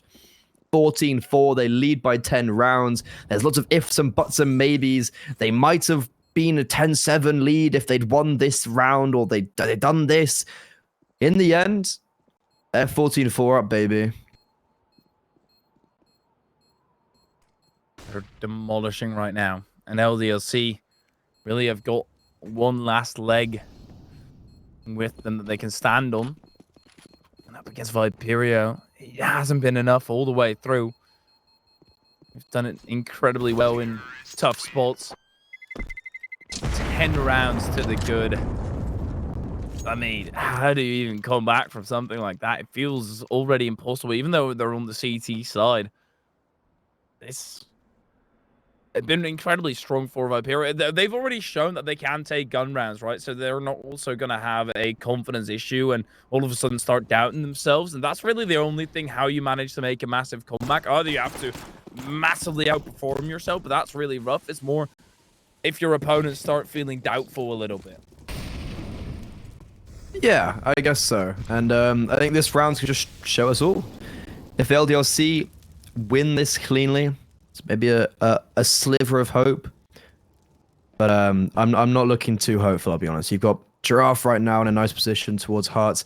He is going to get pincered in, though. Afro, alongside Amanek, have pushed through ramp, and Gravity's going to get the first kill outside onto Artist. That's a big kill, to be honest, for them. But Giraffe hasn't been spotted. They've pushed through the whole of lobby. And Amanek, when's he going to figure out that Giraffe is in Hut? He might not even clear Huts. Gravity's actually just killing everyone in the meantime, so it doesn't really matter. But Amanek's going to stick in lobby, and Giraffe is going to walk through Huts, kill Snobling. MMS gets one as well. Amanek finally needs to reveal himself. In the meantime, though, Giraffe's... Oh, Giraffe! What? Okay, Amanek, sit down! Giraffe gets backstabbed, but in the flick, in a blink of an eye, snaps onto his head. And Afro left in a 1 versus 3. There's no chance in hell. How is that round turned out of nowhere on a sixpence in the favor of the UK and Irish side? That's just plain disrespectful, man. Oh my god. Afro. I mean, you could just try and play this one for OT. That might just be your best option, because coming from heaven against 3 rifles, or an open 2 rifles rather, but my god, what a round for Viperio. It's flagrant, it's beautiful. And LDLC, they're at the butt end of the joke, unfortunately, right now. Viperio just waltzing all over them, and meanwhile, LDLC are flailing on the ground like a fish.